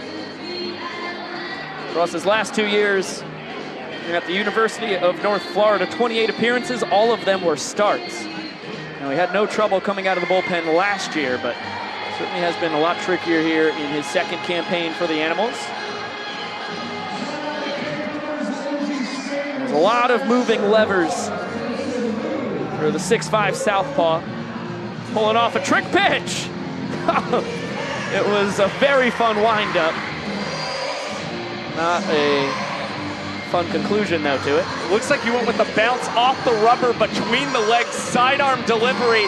Now he nails the strike, 3-2. This stays fair down the line, and Bryson Bloomer will gobble that one up and collect out number 1 in the 5th against Leroy. That's a great start for Holden. 3-pitch guy, 4-seam fastball, high 80s. Touch 90 when he's feeling extra spicy. 2-seam changeup and a slider. He jumps ahead of Correll Prime.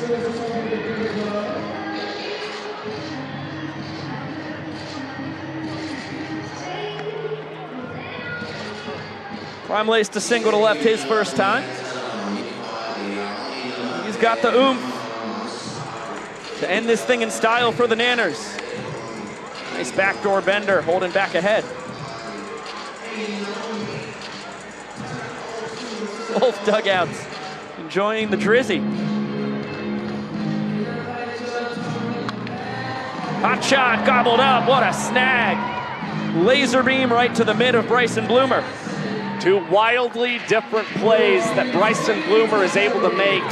Neither one, though, results in a trick play due to a slow roller, and there you see a hard hit liner right at the Boomer. And that would have been one of the most insane trick plays you've ever seen if Bryce had somehow figured out how to whip it out on that. Amen, brother. 1-0 now on Danny Hosley. Holden getting trickable again, this time for a strike.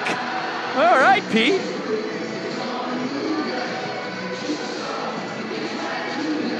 Back to the usual delivery, and soft contact. Skull calling off Baber. He will trap it up against the mitt for his 9th trick play on the tour. And excellent work by Holden. He takes down the Nanners 1-2-3. One of the best innings of Peter Holden's 2025 season. The Bananas 3 up, 3 down, and Holden out of the inning in 2 minutes and 51 seconds. We'll send it on down to Mace for the player dance.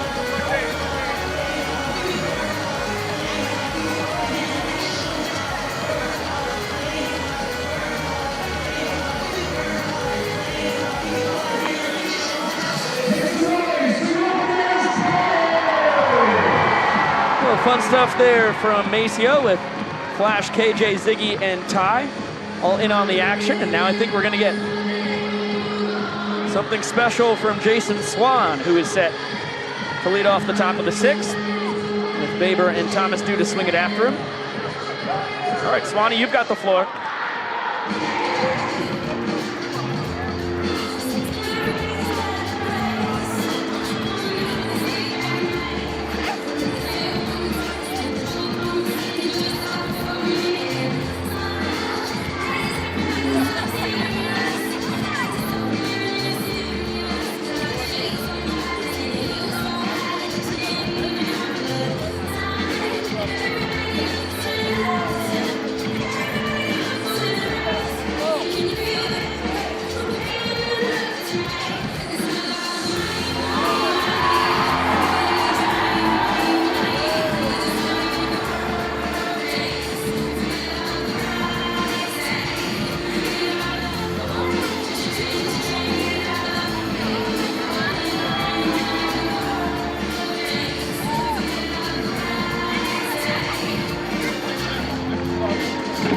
can't wait to see how that looks from the front camera on Jason Swan's phone. I'll tell you what, the swing looked awful good.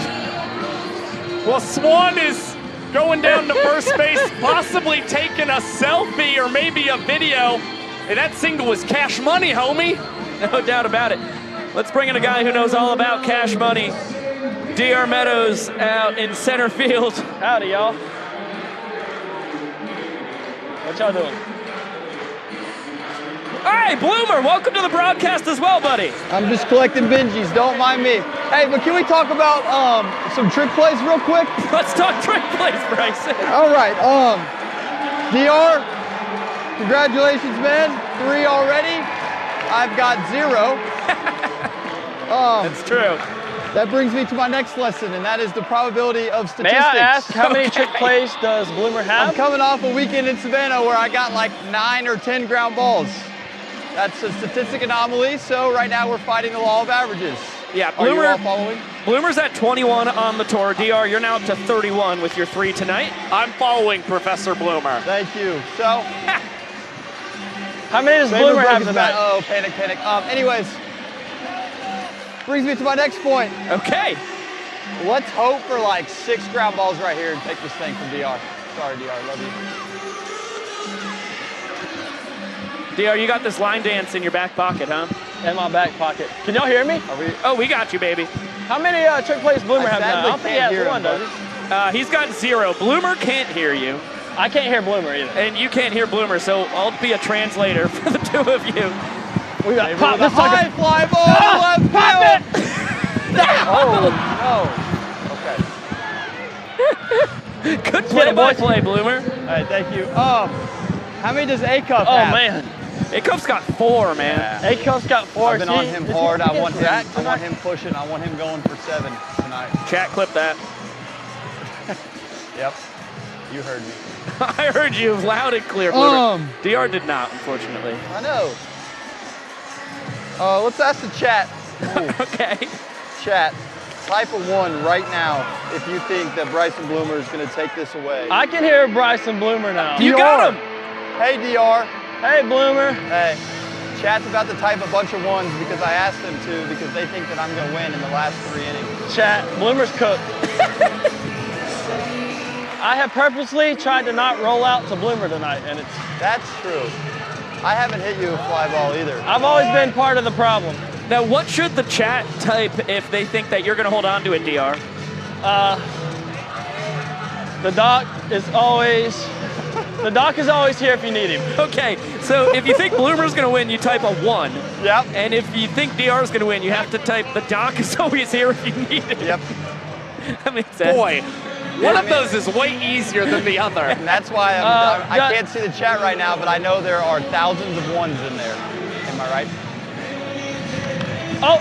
Pop it! High fly ball! Pop it! Oh! Hey, Infield fly. Infield fly, yeah. Good call. We got infield fly there, viewers at home. That's a good call, Andrew Bartman. Okay, we got 1. So our plan, can y'all hear me? Oh yeah, we got you. So our plan tonight was me, Okay. Jackie, Cox, and Rack. Anything like that, Yeah. we're all to run in on and pop that sucker. Right, have a little trick play party. Yeah. Has not come to fruition yet. Someone say pat the stats, but here we go, double trick play right here. There's one for Cox. Hey! Good hustle by Hampton. Yeah, me and the boys, the 2 gingers, Yes. and Reese had the same idea. So, oh my God, Stills is coming in. Oh my God. It's just great minds think alike right there. Woo. We're competitive out here. Well, surprisingly, by my count, that was Ryan Cox's first trick play of the ball game. Indeed it was. He's up against Hampton, right? You're right. So Reese still has a chance here. It was a big one considering Ryan Cox also has a missed trick play in the ball game, which means they had tied at 0. Hampton would have advanced. Yeah, that is the second tiebreaker after trick play difficulty. Josh, question for you. Shoot, DR. In the inning where I popped it to Reese, and he went behind the bat. No missed trick play for you. Do not worry. Okay, I was wondering about that. No, that's a Reese Alexiadis You had trick a play. proper tip, DR. Hey, so Fisher has been aiming this way pretty much all night, so I like him either pulling it in rack or myself here. Did the physics of that line up for you, Professor Bloomer? No. Not at all. No. Oh, man. Stilts doesn't receive the throwback to him properly. That's just a whole thing. EJ's got to come over and help him. Guys, I think a ghost is speaking to me. You listen really well. There's a ghost. Who said that? Oh yeah, Brad got the memo. Yeah! Oh, that's a beautiful pitch. I got beef with Stilts, for real. Oh, really? Yeah, me and Stilts got beef. Okay, I'd love to unpack that in the next half inning. See if we have time here. 2-2 on Fisher, though, for now.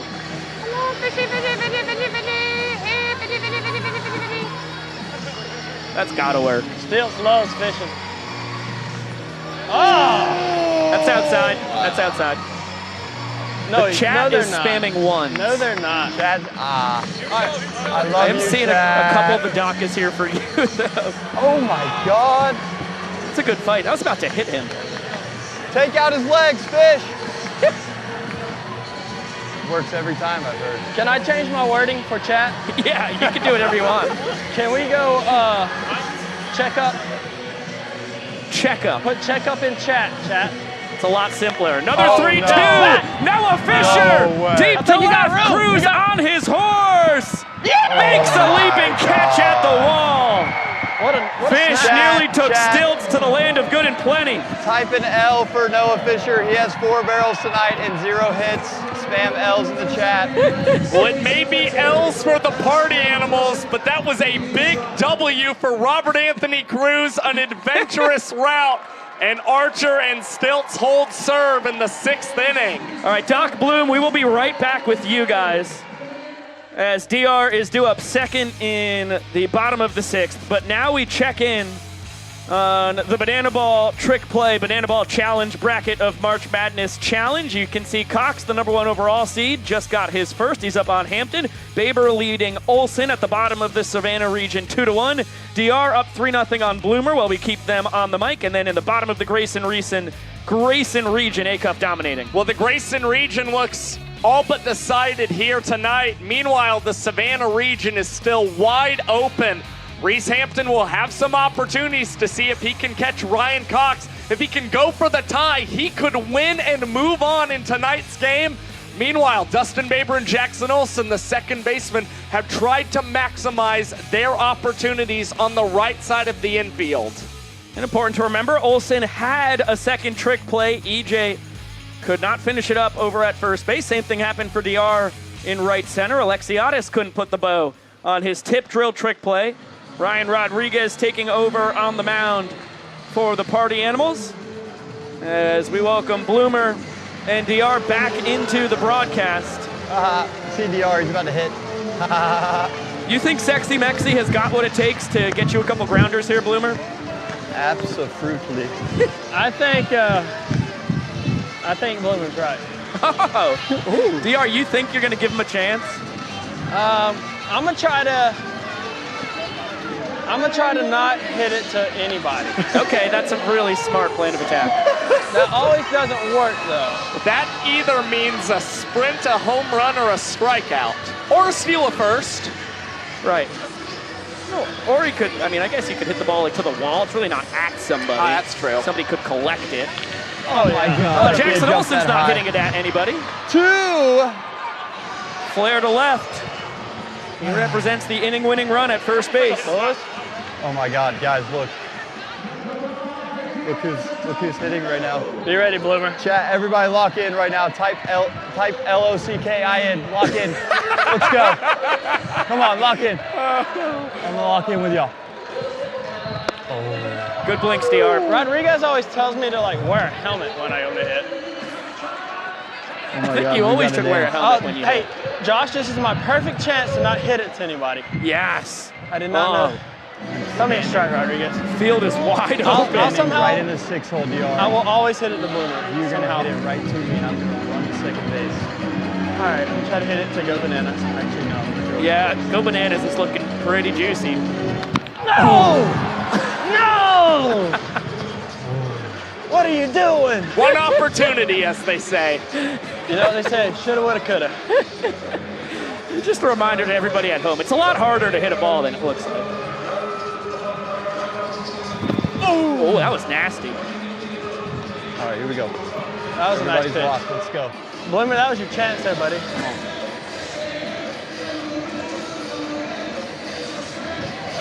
Oh my gosh. Just a pinch ahead of it. That's a nice little curveball. DR, if you hit me a ground ball, I will kiss you on the cheek. I will kindly deny.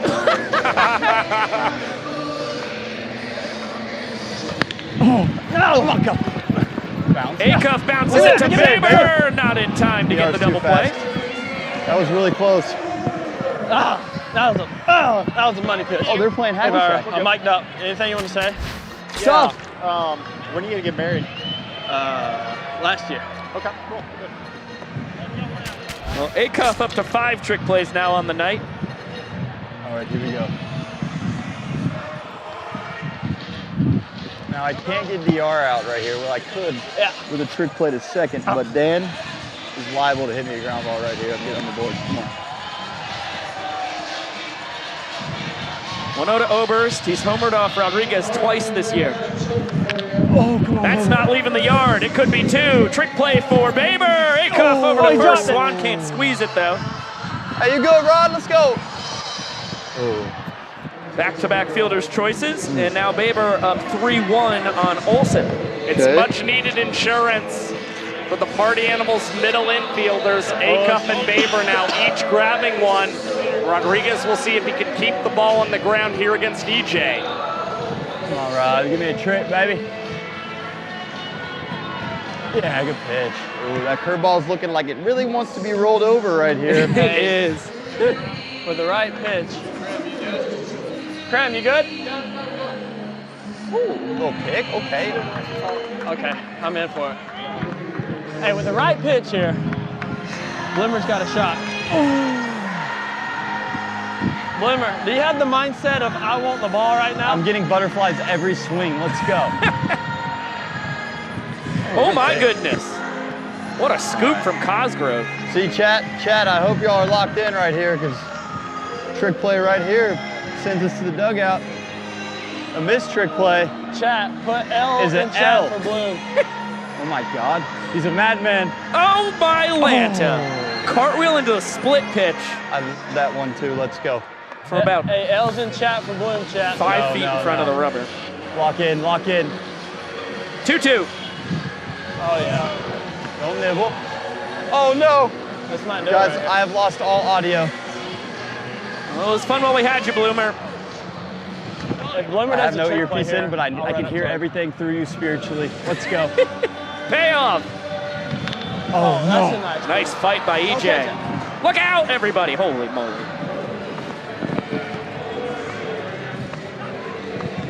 Yeah, we need to send tech support out to Bloomer at the hot corner.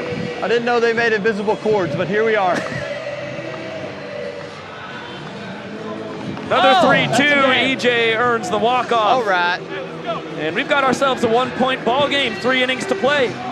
Bloomer, I know you can't hear us because I don't know what you did, but you did something crazy. But DR, both you guys, thank you very much for joining us. I'm cooked, chat. Hey, we're not done yet, chat. Go, boys.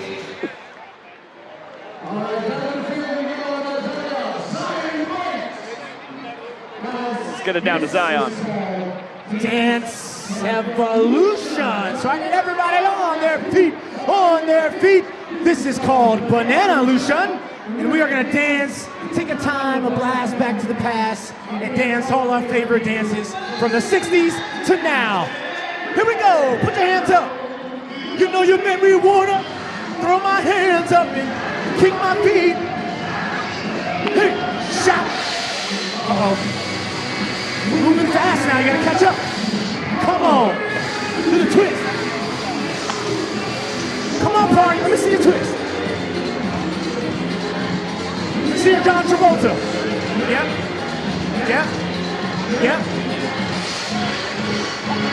Uh-oh, he's supposed to say anthem. Louder. Here. Double to the left. Here we go. Here we go. And clap. You know we gotta touch the ground. Go back. Here we go. Slap it. Macarena, go. Everybody say. Oh, left foot again. Hey. Right foot, let's up. I need to see everyone do it. Everybody, great scene. Clap your hands. Clap, clap, clap, clap, clap, clap, clap, clap. Jump, jump, jump. The Bananalution of dance to Austin Krasminski we go. Starting off the top of the 7th inning, Bananas trailing 3-2. Yeah, Krem is leading all Bananas with his 3.24 earned run average this season. He induced a foul out to a fan last Saturday in Raymond James Stadium.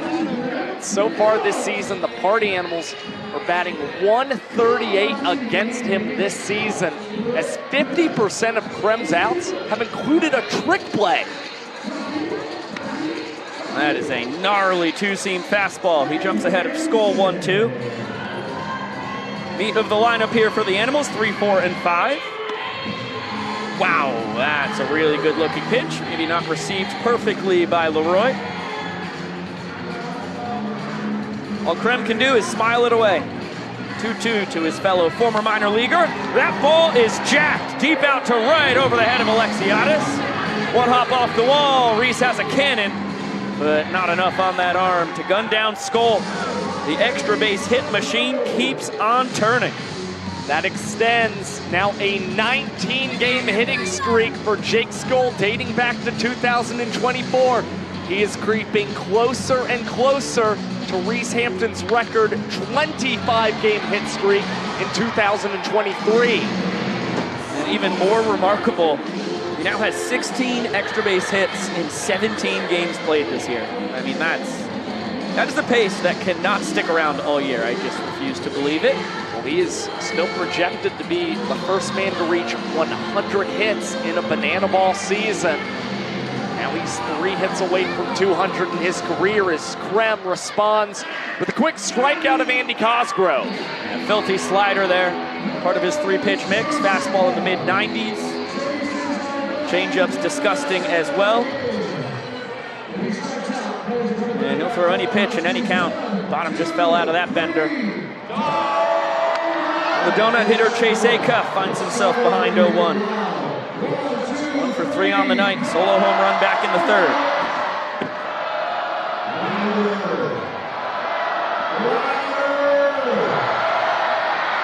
Chase putting up a potential showman of the game performance as Skull swipes 3rd. Ball ends up bouncing off his helmet.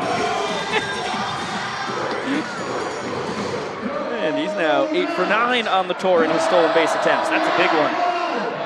Neither Krem nor Leroy was paying much attention to Skull. He recognized that and wisely swiped 3rd base. The Party Animals could really use a run. Meanwhile, Ryan Cox bounces that one between his legs, picks up trick play number 2 tonight. But the Party Animals will trade the out for a run here in the 7th as you get one more look at the dribbles there from Coxie.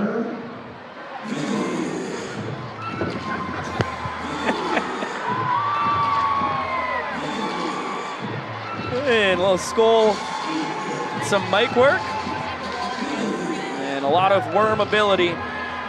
He and his teammates, Brett Helton, refuses to quit. So I mentioned that he refuses to quit, then he quits. Now you've got a look at each of the last 2 half innings where the stolen base has really paid dividends for the respective teams offensively. Dan's steal of 2nd allowed him to score on the EJ ball 4 sprint. Skull getting to 3rd base allowed him to score on Acuff's ground out. Now our buddy Bloomer in there. Look out. 2017 Collegiate Banana, Krasminski on the mound. Bloomer at 21 and 22, Collegiate Banana himself. Teammate of his buddy on the mic. Last inning, DR Meadows on that 2022 squad. Trailing the Doctor, 3 trick plays to nothing. Pitcher's pitch evens up the count. Bava and Coramato both really feeling this one. That one gets away. Bloomer takes a step but holds the foot. He leads the tour with 3 steals at first already. Trying to extend it there, thinks better of it. It looked like he was going to be full engines go, instead decided last minute to continue to slide that foot in the right-handed batter's box and keep himself alive as Krem delivers the payoff low. It's a 2-out sprint for Bryson Bloomer. Thinking about 2 bases, he's going for it and slides in safely. Aggressive base running, a product of Tyler Gilliam's Greenlight Special base running system, pays off. Bloomer's 2nd sprint of the ball game. Now 10 of them on the tour with only 4 strikeouts. I mean, he is just about as valuable as they come offensively. Both of the sprints tonight, Bloomer's reached second base. Yeah, he's shown off that aggression. Didn't get it on the steal of first. Instead, decided to utilize it after he earned the sprint. Smart play, trusted his eye and his bat-to-ball ability. Gets 2 bases for his troubles, so now he's in scoring position for another former CPL Banana, Armando Becerra, on that 2022 team. Pops this one left side. Cruz on his horse, can't get there. Needed another step or 2 to try and pull off a dive. So another life for Becerra. Not only having to run the distance of a Walmart parking lot, but Cruz also had to contend with the mound in that bullpen area in the left field, having to kind of climb and scale that to make the catch. Yeah, not a fun place to be navigating at full speed. Krem blowing a bubble. Calm, cool, collected. That's why. Called strike 3, bottom of the knees. Picks up a pair of Ks, but the Party Animals snag a run and have a chance to add another point to their ledger. With the Bananas creeping back into this ball game, Party Animals play it aggressively in the base running department and pick up a run that they hope will hold up in the bottom half as you get one more look at Krem's punch out. So the Party Animals leading 3 points to 2, have 1 run of offense. And we'll send it on down to Drake Toll, running with Baber. Brisk night tonight, Dustin Baber. It is the Banana Ball Bracket Challenge, a March challenge for Banana Ball Bracket for trick plays. And you are ahead of Jackson Olsen 3-1 right now. 3-1? 3-1. I gotta extend that. That's not close. That's too close. I don't like that. I don't like that at all. How do you extend that exactly, Dustin? So make the most of each opportunity. I don't know whether it's gonna be a pop-up and we're gonna pop it around to each other, or maybe it could be a ground ball where I go for something kind of crazy, but I don't like doing basic stuff. So if I get knocked out on overall amount of trick plays, but I go for something crazy, I'm okay with that because I want to put on an amazing show and give something that no one's ever seen. But didn't you know that trick plays missed actually hurt? Thank you. So what I'm going to do is I'm bounce here, bounce there, flip the second, tag the bag. Did you know trick plays missed can count against you if you and Jackson end up tied? I know that, but guess what? I'd rather risk putting on an amazing show and getting something they've never seen than moving on, because if I do less than my best, I'm taking it away from the fans. Something happening over there, baby. I gotta go really quickly. You guys take it back. Hurry, take it back. Thank you, Drake. Good speed fleeing, and now Robert Anthony Cruz. All of a sudden there's a sprinkle here. He heads to the dish.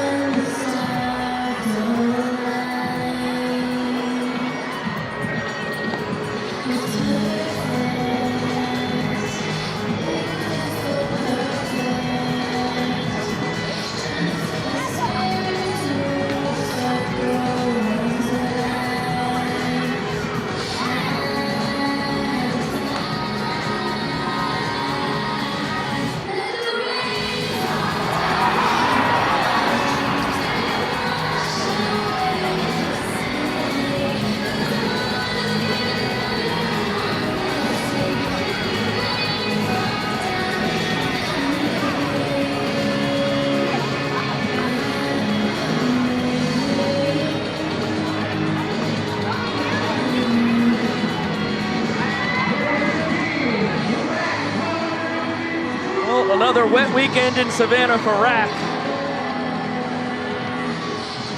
As Ryan Rodriguez trying to nail down the point. Battle of California kids here, 4, 5, and 6, due to swing it for the Nanners.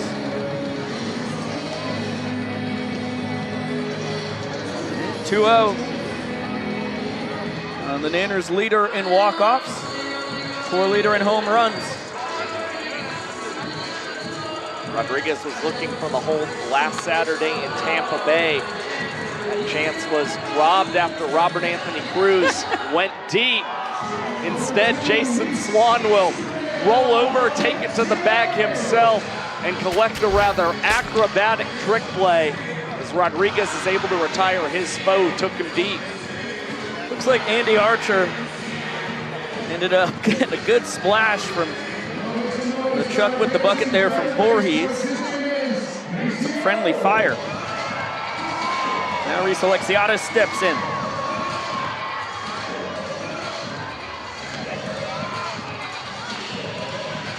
The battle between Golden State guys.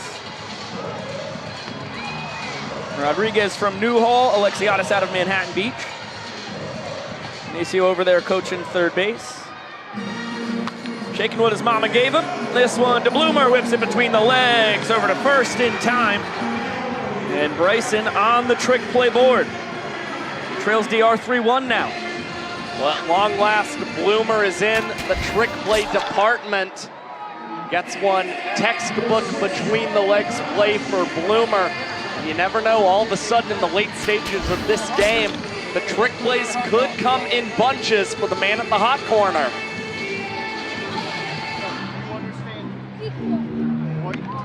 Ryan Cox behind 0-1. Walked off the 4th inning, RBI single out to right center. That's the Bananas' first point of the night. Big Bender has it 0-2 now. Rodriguez dialed in, 1 strike away from earning another point for the Animals. Called strike 3, 12-6 on the split pitch. And it's a 4-2 lead now for the Party Animals. And in his 53rd plate appearance of 2025, Ryan Cox is a victim of the strikeout for the first time this season. Wow. How about the finish there from Rodriguez? Banana Nanas will dance away.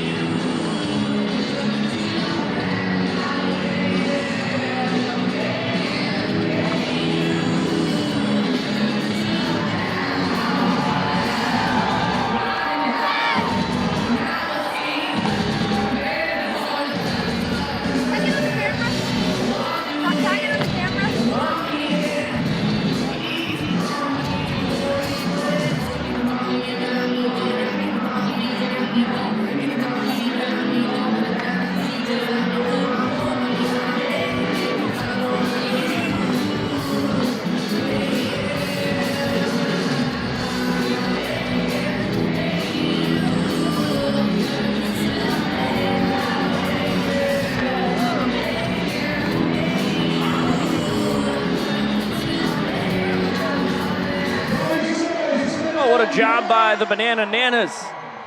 Stupendous as per usual, as we have a very special guest up here in the booth with us. It is none other than Mr. Split himself. Oh, no! Well, now I'm glad I ate the popcorn before he threw it everywhere. Yeah, well, at least I've got a bunch of pieces to eat on my scorecard here. Thanks, Split. Really appreciate that. Zach Phillips is the new man on the mound. Split, don't throw the bag out of the booth. Did he throw it out of the No, Split, do not pour it out of the booth. There's another bag of popcorn. What a surprise for the folks in the wonderful seats behind home plate. Yeah, it's okay. Well, we People are going to broom. believe it rains popcorn here. Yeah, we'll figure it out. Swan out to left center. Chance for DR to respond to the Bloomer trick play. He's going to grab it behind his back. Well, of course he does. 4th of the night for the Doctor. Back in front by 3. 2 tips, a cartwheel, a backflip, and now a behind the back snag and a bow from the Doctor in center field. That could very well be the nail in the coffin in this matchup between DR and Bryson Bloomer tonight. I apologize if you hear me chewing between pitches here. There's popcorn all over my scorecard, and it's the only way. If you think I can dispose of it. That one foul down the third baseline. We look at Alex Ziegler taking over at first. Kyle Jackson, the new third baseman for the Bananas. Ty Jackson taking over for Rack in left. So I think we can officially declare Chase Acuff onto the second round, which will be tomorrow night. And most likely he will be squaring off against DR Meadows, who leads Bryson Bloomer 4-1. What's the call here from Vincent Chapman? Called strike 3. Leroy could not handle it.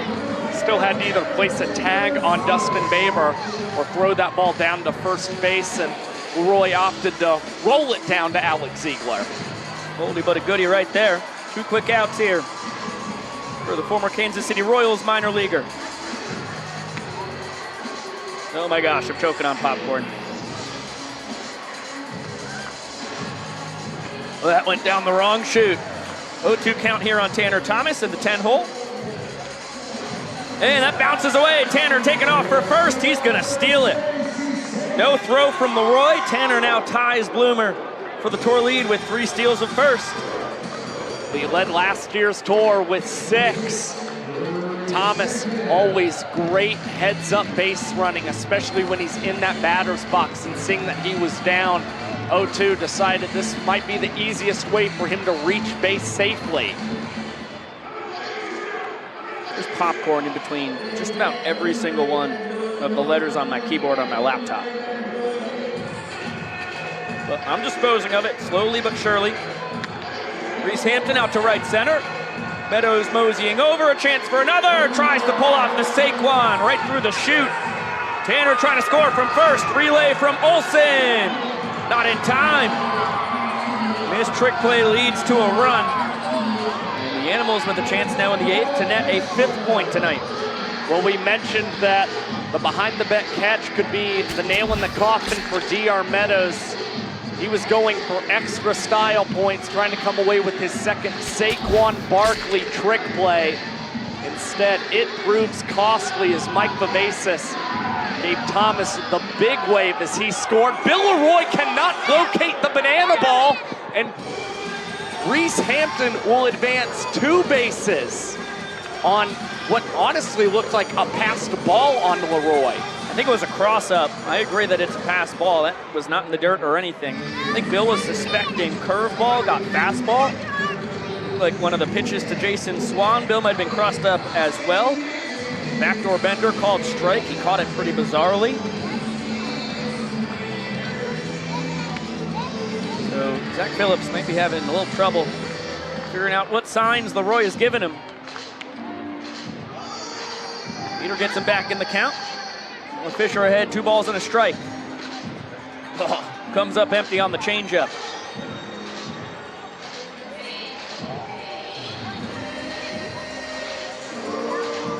Phillips taking his time, 2-2. That one lined into center. Meadows attacking, he'll take it out of the air. And limit the damage to 1 run for the Party Animals. We have a chance to reclaim their 3-point lead. They had 3 innings in tonight.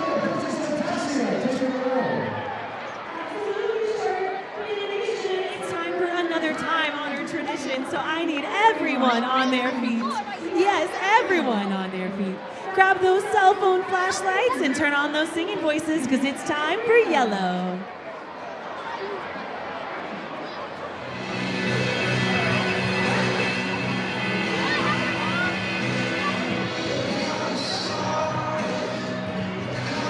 Middle of the 8th inning as we turn the lights off in our beloved 100-year-old home. Sing it loud, Grayson Stadium. Our beloved 99-year-old home. This is year 100 for historic Grayson Stadium.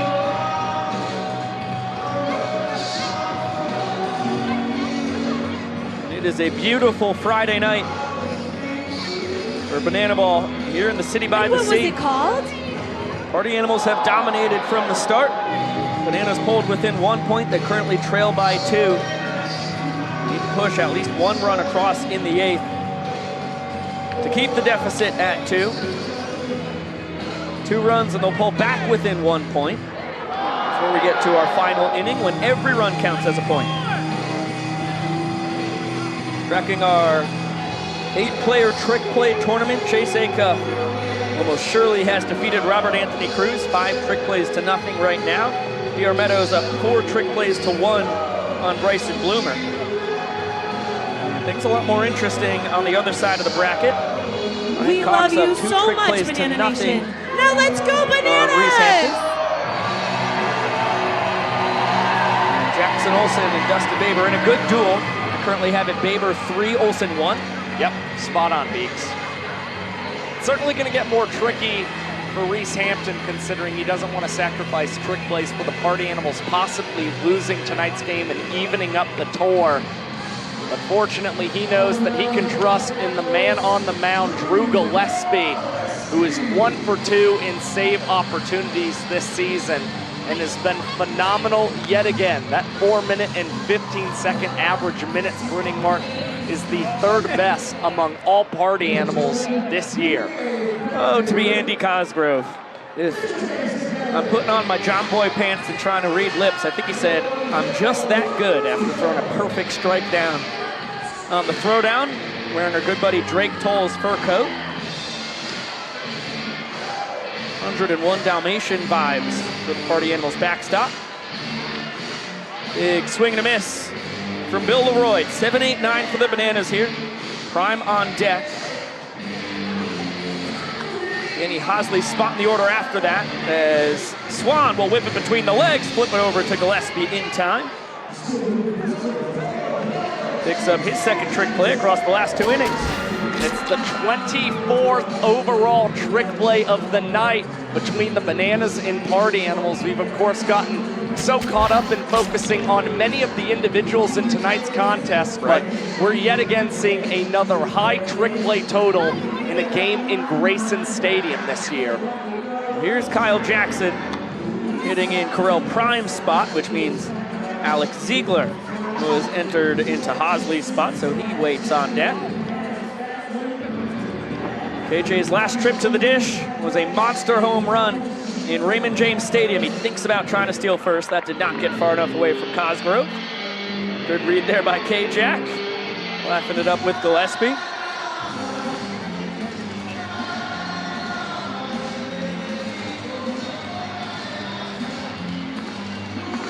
One.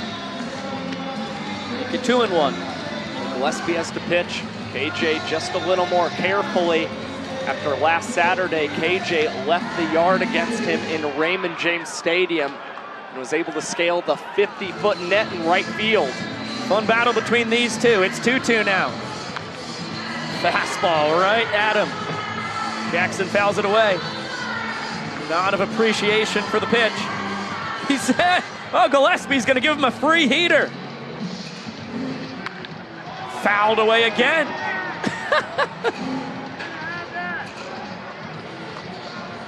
Boy, Drake, he looks chilly. That does not bode well. Nice piece of hitting there, straight to Noah Fisher, though. That reminds me of like Naked and Afraid. I know he's not actually naked. Mine's well be without the coat. All he's missing is, you know, a little hat right beside him, and people might be throwing loose change at him.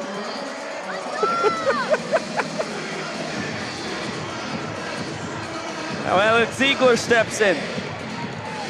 Last swing he took was a walk-off RBI single into left center down in Tampa. Gets a trick pitch from Gillespie, fouls it away.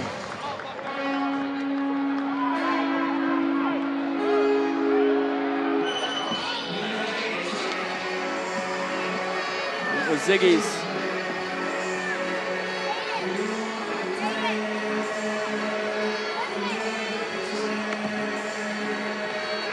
First walk-off of the tour. Of course, cannot earn a walk-off right here. Just trying to get aboard. Give the Nanos a chance to get back in this inning. Or if he leaves the yard, deny the Party Animals the point. Gillespie ahead 1-2 against the Bananas bat. Trickster is going to go all the way back to the second base bag. See if he can land the trick pitch, strikeout. And he does not get the call from Vincent Chapman. Gillespie absolutely dying for it. He was already running back to the Party Animals dugout, assuming that that one had drifted in and caught the outside edge. It was nasty. Chapman says it did not get the dish. So Drew, after sprinting a country mile, is going to try again. Yeah, that one was yanked a bit too far out. Now a full count, he'll go back to the rubber.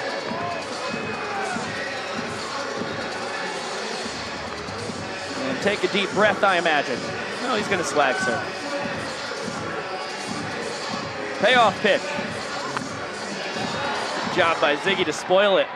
Some good gas on that fastball. That also just shows you the command of Drew Gillespie. After throwing 2 pitches from the second base bag, he's immediately back on the mound and dialed into the strike zone as Ziggy has spoiled each of the last 2 heaters. 8th pitch of the at-bat coming. Swing and a miss. Gillespie gets the K after all.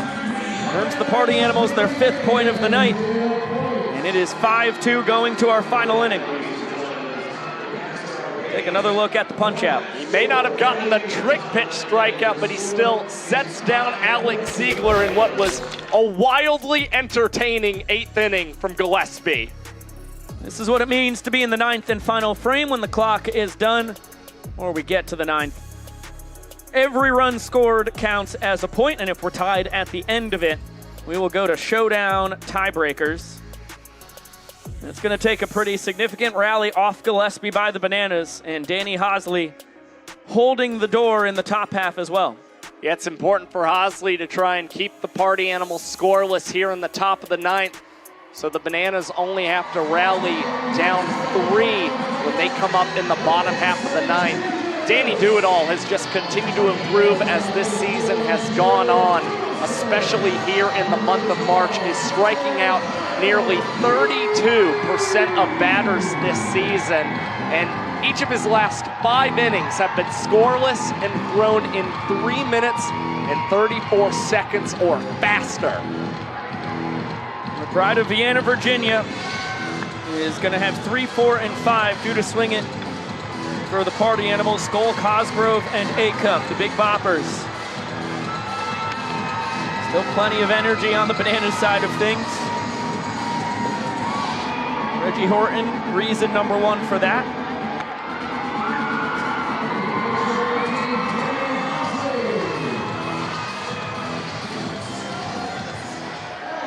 And Archer Voorhees and Malden getting in on the fun as well. Well, Hosley, of course, a 3-pitch guy, sits in the low to mid-90s with the fastball. His Vulcan changeup is one of the best pitches we have ever seen. His 12-6 curveball is nothing to snuff at, but he was able to sit down Hampton and then Skull in showdowns last Saturday using the heater. And start Skull out with a fastball right here.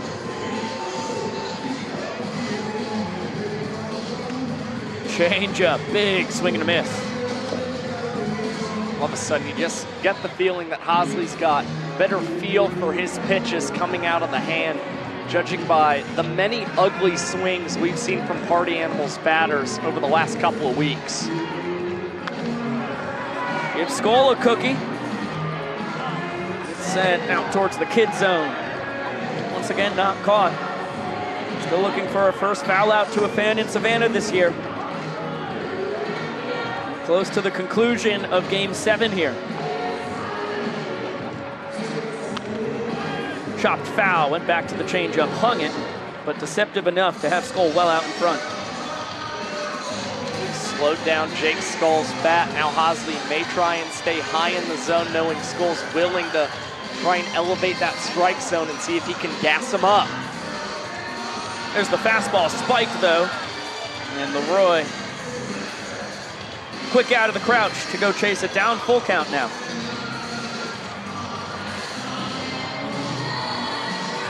Skull trying to set the table. Already has a ball for a sprint tonight. Wow, what a job spoiling the changeup.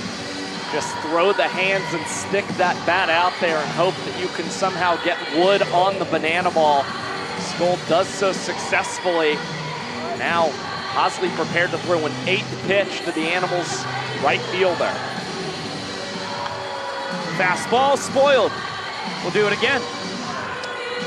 Man, if there wasn't a net here. Could have been your moment to shine. Could have made a play. Yeah. 9th pitch now. Fastball blew it by him. Hosley does it with the gas once again. Starts the 9th with a K. Despite the count running full, Hosley continued to stay in that strike zone and was just a tick better than Jake Skoll on that pitch. He could not catch up to that. Now Andy Cosgrove behind on a heater as well, fouling that one down the right field line. And it looks like we're going to get a dance now from Hosley, pulling in Olsen and Cox. DR taking a few steps in. It's going to be some 24K magic for Banana Land's Bruno Mars.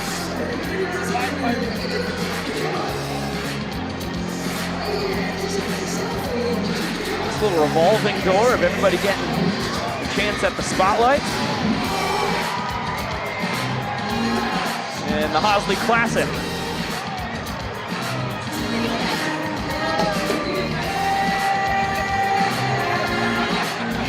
This isn't just a dance, this is a film.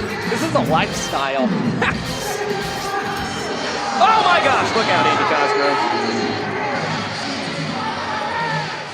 Well, it was Hosley's first ever dance in the 9th. Barty is making fun of that pitch from Danny Hosley. I didn't know he had it in him. I do not believe Hosley's first 3-2-2 though in his starting days. I think he got 1 or 2. Yeah, he has had a couple in starts with the Bananas. It's the first time we have ever seen one when Hosley's entered in the 9th inning of play. This one, bouncer right through the 6 hole. Cosgrove with his 2nd knock of the night. He's 2 for 4. What's new there? Guy just rakes. Excellent job staying with the off speed as Mark Smith will take over for him for the 2nd time tonight. Pinch running over at first, the designated runner on. It's a smart move. You get the speed of Smith at first base. It also gives Andy Cosgrove time to slap the gear back on and prep with Drew Gillespie before they enter in the bottom of the 9th as Hosley will see if he can finally dispatch our Dunkin' Donut batter of the night, Chase Acuff. Yeah, Smith's got great wheels. Put out of East Haven, Connecticut. Was 33 for 35 on the stolen base attempts last spring at Salem State University. Was that Sacred Heart before that? 3-0 count on Acuff. Doesn't even sniff the changeup. Fans want donuts. Hosley right down the chute to notch his first strike of this plate appearance. Back to the fastball, back up the middle. Hosley got it behind his back. Olsen under the leg to first. One of the wildest double plays you'll see in your life. Oh, Danny Hosley, even he knows how disgusting that one was. Coming off of the pitcher's mound. You get one more look, Hosley behind the back, great reaction, and the Bananas able to turn it in just enough time for a scoreless top of the 9th. And Jackson Olsen grabs his 2nd trick play of the night. He still trails Baber by 1. So Babes is gonna move on. Olsen with a valiant effort at the end. Would be tied here, if not for EJ missing a behind-the-back snag on an Olsen trick play earlier. That is one of the more remarkable twin killings you will ever see, I promise you that. Gosh, Hosley made it look so easy. 1-4-3 double play.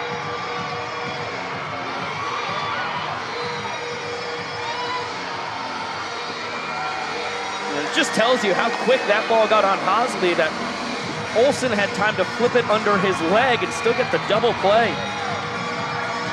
Slap a star and a TPO on that one in your scorebook at home. Now it's up to Drew Gillespie. 40 Animals lead 5-2. It'll be Jackson Olsen at the bottom of the lineup, right off of the trick play due to swing at first. Bananas still have their golden batter. And then Meadows and Oberst do at the top. Jackson's going to get to hit for himself here. 1 for 2 on the night. Looped a single to left his last time. Bananas need 2 base runners before they can think about tying this game. Party Animals 3 outs away from tying this tour. That one off the end of the bat. Hampton cruising in. Turning on the Jets, tapping it up, and Acuff is going to tap it again and put it away. Double trick play. Hampton officially on the board, now just 1 behind Ryan Cox. If he can get one on these last 2 outs, he will knock off the overall 1 seed in our trick play tournament. All of a sudden, things are getting incredibly close in the final inning of play. Chase Acuff has 6 trick plays in tonight's game. And again, if Reese Hampton can tie Cox, he will move on because of the missed trick play early in this contest. Hampton with a chance here. Skoll moving over. He's going to get called off by Hampton, who taps it to Skoll. Reese Hampton knocks off the number 1 seed. Back-to-back trick plays to start the bottom of the 9th. Back-to-back tip drills. He's now tied Cox. And Coxey with the trick play missed. I believe is going to lose the decider. The only difference is that that is the 2nd tiebreaker. The first tiebreaker being the degree of difficulty. And Cox on his 2 trick plays. The trick play score is we're down to the Bananas final out. That's actually much more important. Got a little ahead of ourselves there for now. Hot shot, foul. 2 one-star trick plays. Oh my goodness. My goodness. Okay. Same as Reese Hampton. Correct. Of course, tip drills 1 stars. Does it with collaborations with Acuff and Skoll in the 9th. Sean Fluke having fun. His Party Animals a strike away from the win. Dan Oberst stands in the way.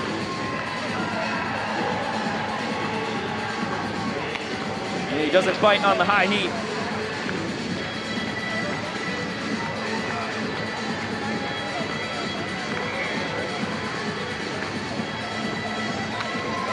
What a fight there by Oberst. Nasty slider. Just able to get a piece of it. Bananas still draw breath.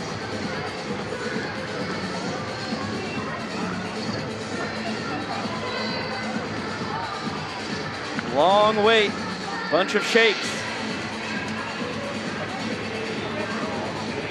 And now another 2-2 from Drew. Heater right at him, off the glove of Gillespie. Baber, bare hand, flip to first, not in time. An infield single from Dan Oberst. And the Nanners are 1 step away from getting the tying run to the dish. What a way, using the wheels, hard contact for Dan Oberst to join the 200 hit club. He is the 3rd member. Now alongside Reese Hampton and DR Meadows. There will be more to come. Jake Skoll is 3 hits shy. That is a fair ball. Eric Jones Jr. down the 3rd baseline. Oberst is going to stop at 3rd, EJ at 2nd. Boy, Chris Walker looked like he was about to call it foul. Then he says fair. He had picked up the right arm, then sent the left arm. Party Animals are going to challenge. It is very tough to overturn fair and foul calls. We need evidence to prove that it's fair. Well, we got a crazy good angle. Oh boy. You see him picking up that right arm. Heck of an angle, and where does it cross that bag? I don't think we have enough to overturn it with this angle. With this angle, no. It lands foul, but it's where it crosses 3rd base, and we do not have the evidence to say that that did not cross in fair territory. Heck of a shot. We'll now look from behind. That's not going to do it either. Call stance. Yeah, you need the perfect angle to overturn that. Completely understand why the Party Animals use it. And please, after review, the rolling on the field stands fair ball.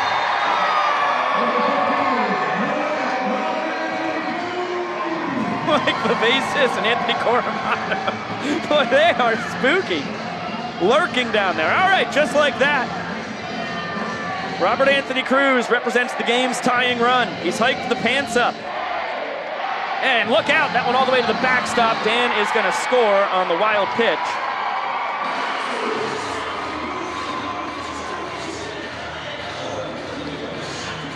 And EJ over to third after the double.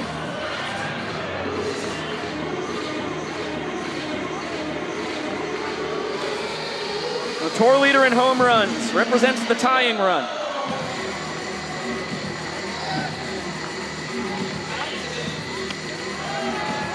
Bender, Rack doesn't even think about it.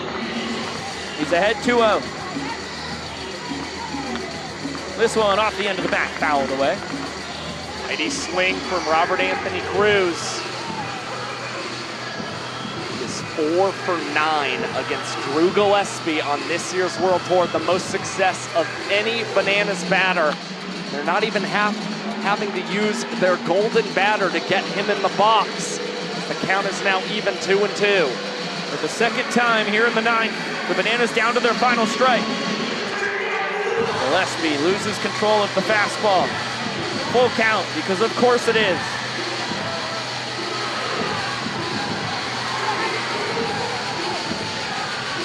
Two shakes from Drew.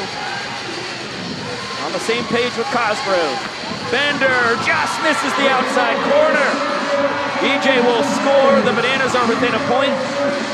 Good sprint defense by the Party Animals. They get it to all 7 fielders behind the pitcher and catcher in short order. Rack not testing them. And here comes the golden batter. The Savannah Bananas are invoking the golden batter rule. Hitting in the place of Reese Alexiades is the Savannah Bananas golden batter. Please welcome KJ Jackson.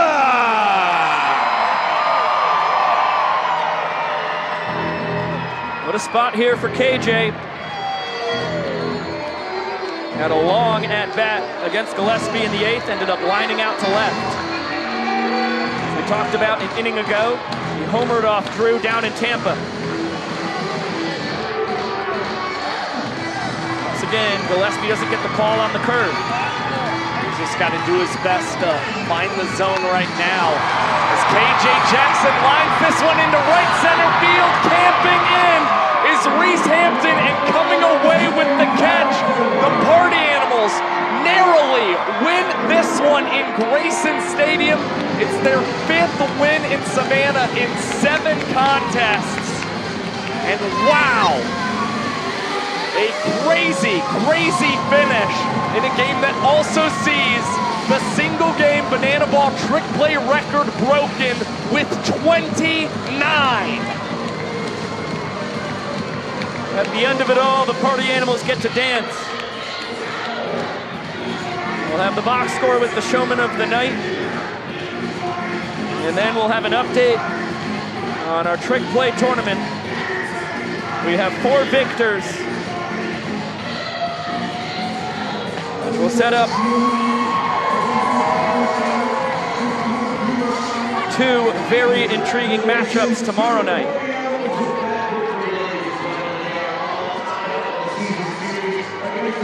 Nine games apiece between the Party Animals and the Bananas, and we'll get it on down to Drake Toll. Chase, the second time that we've talked tonight, and now it's following a win. You move on to the Elite Four against DR Meadows. Trick plays on point tonight. Thank you. You're really warm, Drake. Thanks, Chase. 29 trick plays combined between these two teams. That's a new single game record. Welcome to history. Yeah, we were kind of trick play farming a little bit, but it worked out. March Madness, it's all about surviving and advancing, and we did that tonight. Chase, Bananas, Party Animals. You've now taken 5 out of 7 here in Savannah. Is it safe to say the hostess city is owned by the Party Animals? Savannah's a party city. What can I say? It's our city. Chase. Drake. Thank you. Thank you. Josh, Nico. He's not a man for many words, but he's a showman of the night. Chase Acuff, party on. That's a fact right there. Thank you, Drake. Thank you for the time and the insight, Chase. Thank you, Brett Helton, for the intrigue in between it all. You get a look at Chase's performance tonight as the Animals won each of the first 3 innings and hold on to win this 5-4 after a late rally from the Nanners. Well, they were better than the Bananas in just about every department tonight, not only offensively, but on the pitching side of things and in the trick plays department. And Chase Acuff just had an incredible all-around game for this team. And it started with the trick plays, to be honest with you. You saw early on in the contest, easy between the legs. Acuff has talked about how you have to earn the higher level of difficulty trick plays. And there you saw it, the 360 spin, one of the tougher ones we saw from Acuff tonight. Part of 6 from the Party Animal shortstop. And let's not forget what he did with the bat as well. As you see one more bounce from Acuff. He also left the yard for the 3rd time this season and the 2nd time in 2 games. So back-to-back games with the long ball from Acuff. And you saw him walking down the runway, a great celebration. Yeah, that is a high honor, getting to wear the fur coat of his skipper, Mike Vivacis. And now let's take a look at the bracket here in the Banana Ball Trick Play Banana Ball Challenge bracket of March Madness Challenge, AKA The Dance. What an upset. Reese Hampton takes down the overall #1 seed, Ryan Cox, to the 2nd level of tiebreakers, missed trick plays. That is why Hampton ends up taking down Cox. Baber edges out Olsen 3-2, and then Meadows and Acuff handle their business with ease. Well, when you have domination in the game, especially from a trick play standpoint, it's no surprise to see 3 of the 4 competitors are Party Animals moving on to the Elite 4. Meadows was especially impressive in center field, and you saw Hampton with just enough good fortune in the 9th inning of play to get himself on past Ryan Cox and that missed trick play in the ball game. Vico, that extra tip and balance from Jake Skull at the very end is what helped set a new single-game Banana Ball trick play record, 29 in tonight's ball game. So not only did this challenge really up the stakes for the Bananas and Party Animals combined, those 8 guys, it did it for the entire teams. Yeah, that is cool to see history here on the first of this 3-game set in Savannah. And welcome back inside the booth. Happy Big Tiger Friday once again with Josh Talevsky, Biko Scala. Thank you all so much for spending it with us on this historic Friday night. The Party Animals came out gangbusters. 3 home runs across those first 3 innings, which they earned the point in each of them. Oh, a little salmon action going on down below. Impressive work, Zach Bro. Hampton, Acuff, and then Baber all leave the yard. And now the Party Animals try and win the series tomorrow night, stay red hot here in Grayson, and jump back out in front of the tour, which they've now knotted up. 9 wins apiece with the Nanners. Yep, they've evened the season series at 9 wins and 9 losses. And again, this is very reminiscent of what we saw a couple weekends ago here in Savannah. The Party Animals had 3 home runs off of Gage Voorhees in his start. So we're seeing early on big offense from the Party Animals. It's been much of the same all season, but it is just plussed here in Savannah, Georgia, with the new dimensions in this ballpark. They are very much favoring the powerful bats of the boys in black and pink. Cannot wait to see how Game 2 unfolds tomorrow night and how the trick play bracket continues as well. A big thank you to our executive producer, Mr. Ivan Trezak, our director down in the control room, Chad Reese, and the rest of our incredibly talented crew on hand. For Sam Bauman and Drake Toll down on the field, Josh Talevsky up here in the booth. I am Biko Scala saying so long for now. We will see you tomorrow night, Game 2 of this set here in Savannah, and the Elite 4 of The Dance. That's what we're going to call it, The Dance. Can't wait to see you until tomorrow night. And of course we will. See you later!